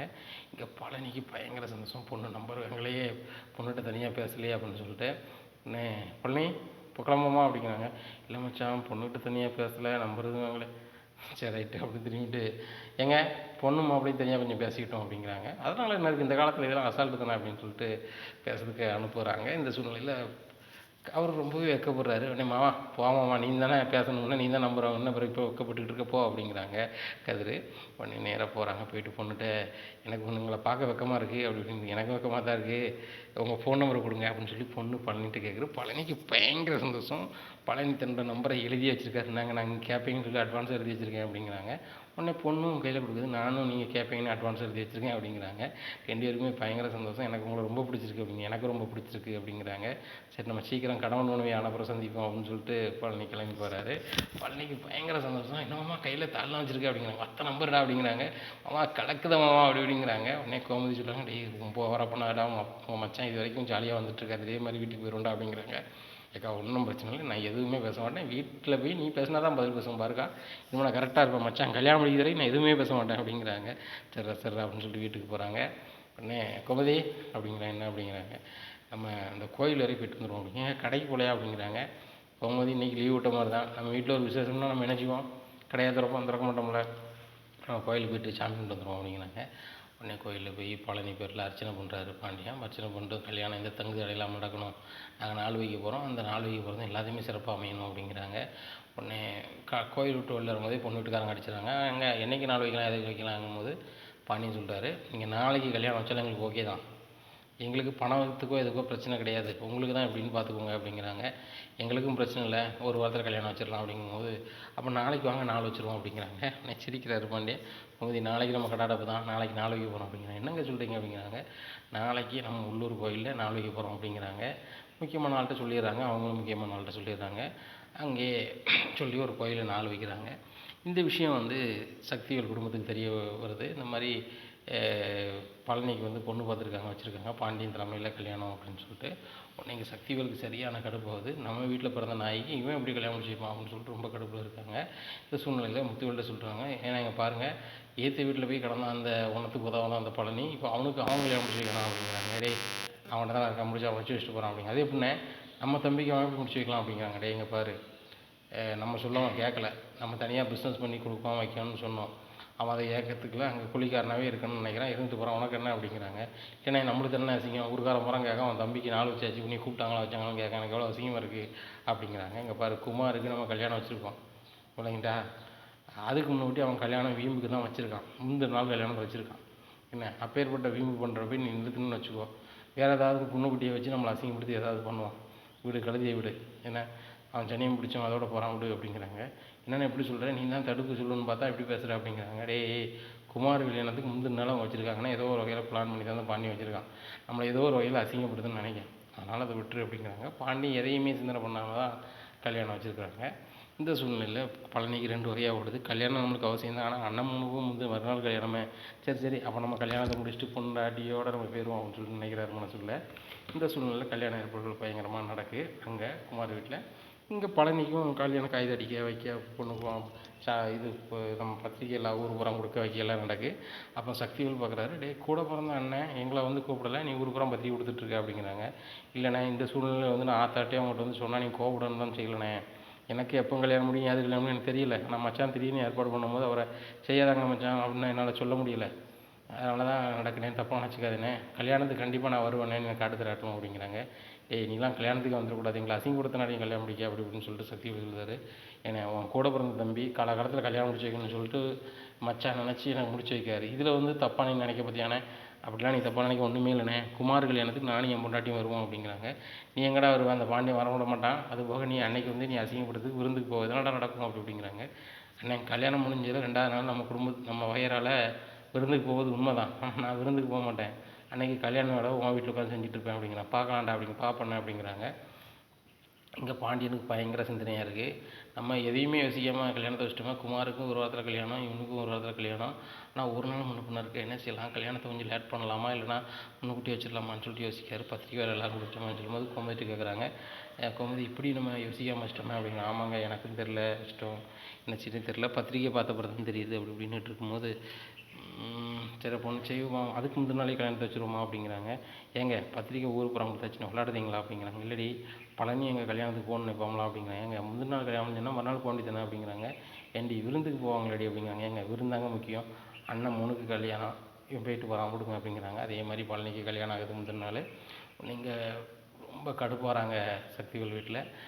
சக்திவேல் அம்மா கூட ரொம்ப கடுப்பு, நம்மகிட்ட கூட இந்த பழனி போய் கல்யாணத்துக்கு வான கூப்பிடலையே அப்படின்னு சொல்லிட்டு அவங்க ராஜுவோட அம்மாட்டெல்லாம் பேசிகிட்டு இருக்காங்க. அத்தை நம்மளை கூப்பிட்டாலும் கல்யாணத்துக்கு இவங்க விட்டுருக்க மாட்டாங்களா, அதனால் இந்த வீட்டில் சொல்ல வேண்டாம் கேட்டாலும் நினச்சாரோ என்னமோ தெரில, நம்மளும் வேண்டாம்னு நினச்சாரோ என்னமோ தெரில, அண்ணா மாதிரி என்னத்தை பேசினாங்களோ தெரில அப்படிங்கும்போது ஆமாம் இவனை தான் ஏதாவது பேசி இந்த பேரில் ஒரு இடம் வைக்கிருப்பாங்க, இல்லைனா அந்த வீட்டுக்கு தான் எப்பவும் வருவானே, கல்யாணம் வச்சுட்டு கூட சொல்லாமல் இருப்பான், கல்யாணத்தை முடிச்சிட்டான், மருமக எப்படி இருக்கானே தெரில, ரொம்ப வருத்தமாக இருக்குது அப்படி இப்படின்னுட்டு இருக்காங்க.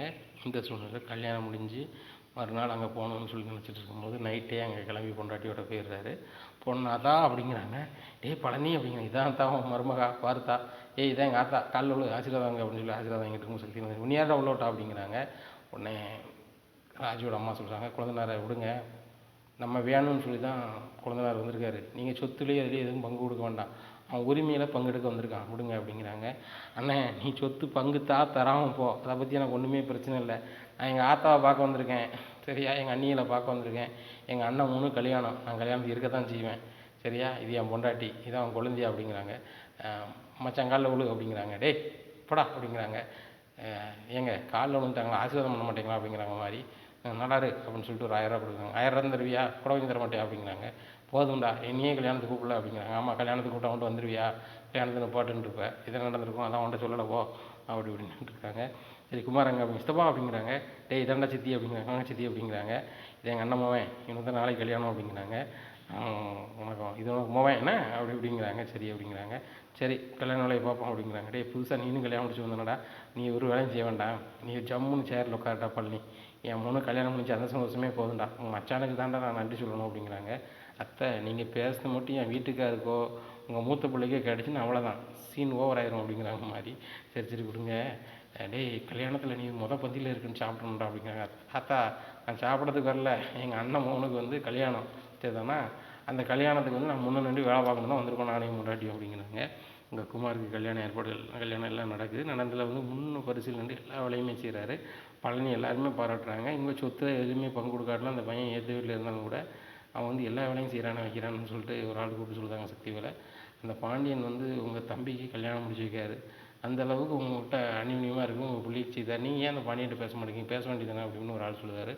அவனை பற்றி ஏதாவது பேசினேன் அப்படின்னா செவுட்டில் அடிக்கிறாங்க. பொண்ணு வீட்டுக்காரனாக இருக்குது. உடனே பொண்ணு வீட்டுக்காரங்க சொல்கிறாங்க, இப்படி ஒரு கல்யாண வீட்டில் எப்படி எங்கள் பொண்ணு வீட்டுக்காரங்களை அடிக்கலாம் வைக்கலாம்னு சொல்லிட்டு கல்யாண வீட்டுக்காரங்க மேலே கை வச்சிட்டாங்களே அப்படின்னு சொல்லிட்டு அவங்களுக்குள்ள ஒரு வருத்தமாகுது. இப்படி இருக்கும்போது வந்து கேட்குறாங்க சக்திகள்கிட்ட, ஏன் எப்படி நீங்கள் எப்படி பண்ணீங்க வச்சீங்க அப்படிங்கும்போது, அந்த பாண்டியனுக்கு எனக்கும் வந்து 2 ஜென்மத்து பகை, அந்த பகையை வந்து நாங்கள் வந்து புதுப்பிச்சுட்டு தான் இருப்போமே தவிர்த்து அவன்கிட்ட ஒன்று சேர வாய்ப்பே இல்லை. என் தம்பின்னு ஒருத்தன் கடந்தான் வீணாக போனவன், அவன் அவங்ககிட்டே போய் செட்டில் ஆகிட்டான். எப்படி ஒரு வேலைக்காரனாக ஒரு வீட்டுக்கு வந்து வேலைக்கு வைப்போம்ல, அந்த மாதிரி தான் அவனை வேலைக்கு வச்சுருக்கோம், வந்து வேலை செஞ்சுட்டு இருக்கான் அப்படிங்கிறாங்க. அண்ணா எங்கள் பாரு நீ எதையும் சொல்லிட்டு போ, இது எங்கள் அண்ணன் மோவங்கிற உரிமையில் தானே கல்யாணம் நிற்க, நீ வேலைக்காரன்னு சொல்லி என்னன்னு சொல்லிட்டு போ, கல்யாணம் தாலி கட்டி அவன் மோவன் விருந்து போகிறது வரைக்கும் அனுப்பேன், அதுக்கப்புறம் அவன் வீட்டு பக்கத்துலேயே வரமாட்டேன் சரியா அப்படிங்கிறாங்க. உடனே முத்துவேல் சொல்லிட்டு கல்யாணத்தில் எப்படி கோபப்படக்கூடாது விட்றா அப்படின்னு சொல்லிட்டு இது பண்ணுறாங்க. உடனே எல்லாருமே பேசிட்டு போகிறாங்க. பெரிய இடத்த ஆட்கள்னு பார்த்தா பண்பு இல்லாமல் நடந்துக்கிறாங்களே, பொண்ணோட சொந்தக்காரங்களே வந்து இப்படி மாப்பிள்ளையோட அப்பா வந்து மேலே கை நீட்டார் அப்படி இப்படின்னு எல்லாருமே பேசிட்டு போகிறாங்க. பாருடா இப்படி இருந்தால் நல்லா இருக்காது, நாளைக்கு குமார் வாழ்க்கை சங்கடப்பட்டு போயிடும், அதனால இப்படி பேசாத அப்படின்னோடனே சக்தி விழுந்து மன்னிப்பு கேட்குறாரு. மன்னிப்பு கேட்டோடனே இவர் சொல்கிறார், பழனி நீ வந்து உன் மகனுக்கு பொண்ணு எடுத்திருக்க, அங்கே ஒரு தவறு நடந்தோன்னா மன்னிப்பு கேட்டுக்கிற, இதே மாதிரி மச்சான் செஞ்சிட்டது தப்பு, மன்னிச்சுக்கான்னு கேட்கும்போது மன்னிக்கவும் மனசும் இல்லை ஒன்றும் இல்லை, இன்றைக்கி வரைக்கும் அது பகைமையாக கொண்டு போகிறீங்க. ஏன் ராஜி கூட அவளுக்கு பிடிச்ச வாழ்க்கையை தேர்ந்தெடுத்தது உங்களுக்கு பிடிக்கல, இதை வந்து சாதாரணமாக நீங்கள் எடுத்துக்கலாம். சரி நம்ம ஒரு வாழ்க்கையை ஏற்படுத்தி வைக்கணும்னு நினைக்கிறோம், அது வந்து அவங்களுக்கு பிடிக்கல, அவங்க ஒரு வாழ்க்கையை ஏற்படுத்திக்கிறாங்க, நல்லா இருக்கட்டும்னு நினைக்கிற மனசையும் உனக்கு வரமாட்டேங்குனே, அந்த மனசு என்றைக்கு ஒரு மனுஷனுக்கு வருதோ அன்றைக்கி எல்லாருமே நல்லா இருப்பாங்கண்ணே அப்படிங்கிறாங்க. நீங்களாம் எனக்கு புத்தி சொல்லணும்னு அவசியம் கிடையாது, அந்த பாண்டியன் அந்த வீட்டில் எப்படியாவது ஒரு கல்யாணத்தை கொலைப்படி பண்ணு வந்திருப்பேன், பொண்ணை வச்சு கொலைப்படி பண்ணி தான் அனுப்பியிருக்கான் அப்படிங்கிறாங்க. ஏன்னா இப்படிலாம் பேசிகிட்டு இருக்காதானே, எங்கள் அண்ணன் மகன் கல்யாணத்துக்கு நான் வந்தேன் அப்படிங்கிறாங்க. நீ கிட்ட அங்கே வந்த, உனக்கு அவன் கல்யாணம் முடிச்சு வைக்கான், நீ அந்த பொண்ணோட அங்கே வருவியா, 4 பேர் பார்க்கும் என்னடா சொல்கிறான், கல்யாணத்துக்கு கூட உன்னை கூப்பிடல, உன் கல்யாணத்துக்கு வரான், அப்போ அவன் பாண்டியன் தானே பெரிய ஆளுன்னு பேசுவான் அப்படிங்கிறாங்க. அண்ணே பெரிய ஆள் சிறிய ஆளுன்னு பேசிகிட்டு இருக்காத, முதல்ல மாமன் பொண்ணு எடுத்து மாமனை கூப்பிடுதாங்க, முதல்ல போ அப்படிங்கிறாங்க. உடனே மேடைக்கு போகிறாரு. மேடைக்கு போகும்போது வேற பண்ணிட்டு இருக்காரு. உடனே மாறிக்கிட்டு சொல்கிறாங்க, பாருங்க அண்ணி உங்கள் வீட்டுக்கார் இப்போ கூட வரப்பாத்தா இருக்கிறவங்க சிரிக்க சொல்லுங்கள், சிரிக்கலாம் தெரியாதா அப்படிங்கிறாங்க. அத்தா நீனா சிரிக்க சொல்லி கொடுத்தாங்க அவங்க மோகமாக இருக்குது அப்படிங்கிறாங்க. டேய் அவனை ஒரு டென்ஷன் பார்ட்டிடா, அவங்களுக்கு சேனை போட்ட ஆட்கள் சரியில்லை, அவங்கள தான் தேடிட்டு இருக்கேன் அப்படிங்கிறாங்க. அத்தா எனக்கு சேனை போட்ட ஆளையே தேடி கண்டுபிடிக்குள்ளே போய் சேர்ந்துட்டாங்கங்கிற, அவங்களுக்கு சேனை போட்டவங்க எங்கேயோ போய் சேர்ந்துருப்பாங்க, விடாத்தா அப்படிங்கிறாங்க. டேய் நான் அண்ணம்மாட்ட பேசி குடும்பத்தில் ஒரு பங்கு வாங்கி தரேன்டா, நீ நாளைக்கு ஏதாவது பிஸ்னஸ் ஏதாவது பண்ணுடா அப்படிங்கிறாங்க. அத்தா பங்கு வேண்டாம் ஒன்றும் வேண்டாம், உன் மக்கமார் வந்து முழு மனசோட இணை தராங்க, அணை தரட்டும் அத்தா, நீ சொல்லி ஏதாவது வாங்கி தந்து அது வேறு மாதிரி ஆயிராமல், இப்போ எங்கள் மச்சான் வந்து கல்யாணம் முடிச்சு வச்சுருக்காரு, அடுத்தாப்புல விருந்துக்கு போய் சொல்லுவார், நான் விருந்துக்கு போயிட்டு அங்கே மளிகையில் ஒரு 500 ரூபா சம்பளம் தருவார், என்ன மாடியில் ஒரு ரூம் எடுத்து தரேன்னு இருக்காரு, அதில் என் பாட்டில் இருந்து என் வாழ்க்கையை ஓட்டுதேன், ஆத்தாவை பார்க்கணுமா நாங்கள் இருந்து டாட்டா போடுதேன், மோகனை பார்க்கணுமா நீங்கள் இருந்து டாட்டா போடாதான் நடக்கும், போகிற பக்கம் பார்த்தா எங்கள் அண்ணன்மார் வந்து நீங்கள் வரையும் விட மாட்டாங்க போல், கல்யாணம் விடணுன்னே என்னைய சாப்பிட்ட ஓரளவு இது பண்ணுறாங்க, இல்லைன்னா வேறு மாதிரி பண்ணுவாங்க அத்தா அப்படிங்கிறாங்க. மாறி சொல்கிறாங்க, அப்படிலாம் நினைக்காதங்க குழந்தை அப்படிங்கிறாங்க. ராஜா அம்மாவும் சொல்கிறாங்க, அப்படிலாம் நடக்காது, நாங்கள் இருக்க வரையும் நீங்கள் வருவீங்க அப்படிங்கிறாங்க. அப்படியா நீ ரொம்ப சந்தோஷமாக இருக்குது, ராஜிக்கு ஒரு குழந்தை பிறவாவது எங்கள் அண்ணன் மாதிரி மாறுதலன்னு பார்ப்போம் அப்படிங்கிறாங்க. டேய் அதுக்குள்ளே அறிகுறி எதுவும் தெரியுதாடா அப்படின்னு சொல்லிட்டு அவங்க அம்மா கேட்குறாங்க. முன்னாடி மாதிரி இல்லை அத்தா, கதிரும் ராஜியும் இப்போ ரொம்ப சந்தோஷமாக இருக்கிறாங்க, இப்போ 3 பேருமே சேர்ந்து ஹனிமூன் போக போகிறாங்க அப்படிங்கிறாங்க. என்னடா சொல்கிற அப்படிங்கிறாங்க. ஆமாம் மச்சானும் அக்காவும் 3 பேரும் சேர்ந்து ஹனிமூன் அனுப்ப போகிறாங்க 3 ஜோடியுமே அப்படிங்கிறாங்க. ரொம்ப சந்தோஷம்டா அப்படிங்கிறாங்க. ஆமாத்தா ஆமாம், சீக்கிரம் பாரு, உனக்கு வந்து பேரனோ பேத்தியோ பிறக்க போகிறாங்க, அதை எடுத்து நீ கொஞ்சம் போகிற அப்படிங்கிறாங்க. ரொம்ப சந்தோஷமாக இருக்குடா, ரொம்ப சந்தோஷமாக இருக்குது. நான் தான் பேரன் பேத்தி எடுக்கேன்னா இப்போ பூட்டை எடுக்க போகிறேன் அப்படிங்கிறாங்க. இடாத்தா உன் பாட்டில் பேரன் பூட்டி எடு அப்படிங்கிறாங்க. இதை கேட்ட ராஜுவோட பாட்டி ரொம்பவே சந்தோஷமாக சிரிக்கிறாங்க. இந்த சூழ்நிலையில் சக்தி வளர என்ன அவன் சொல்லிகிட்டு இருக்கான் அப்படிங்கிறாங்க. உனக்கு வேத்துருமே, ஒழுங்காக கல்யாண வேலையை மட்டும் பாருனேன், இங்கே வந்து நான் கோவப்படுறேன்னு அவ்வளோதான் அப்படிங்கிறாங்க. டேய் தம்பி பீஸ் போடா அப்படின்னு சொல்லிட்டு சக்திவேல் போகிறாரு. இனி என்ன நடக்கும் இந்த சக்திவேல் வீட்டில் அப்படிங்கிறத பொறுத்து வந்து பார்க்கலாம்.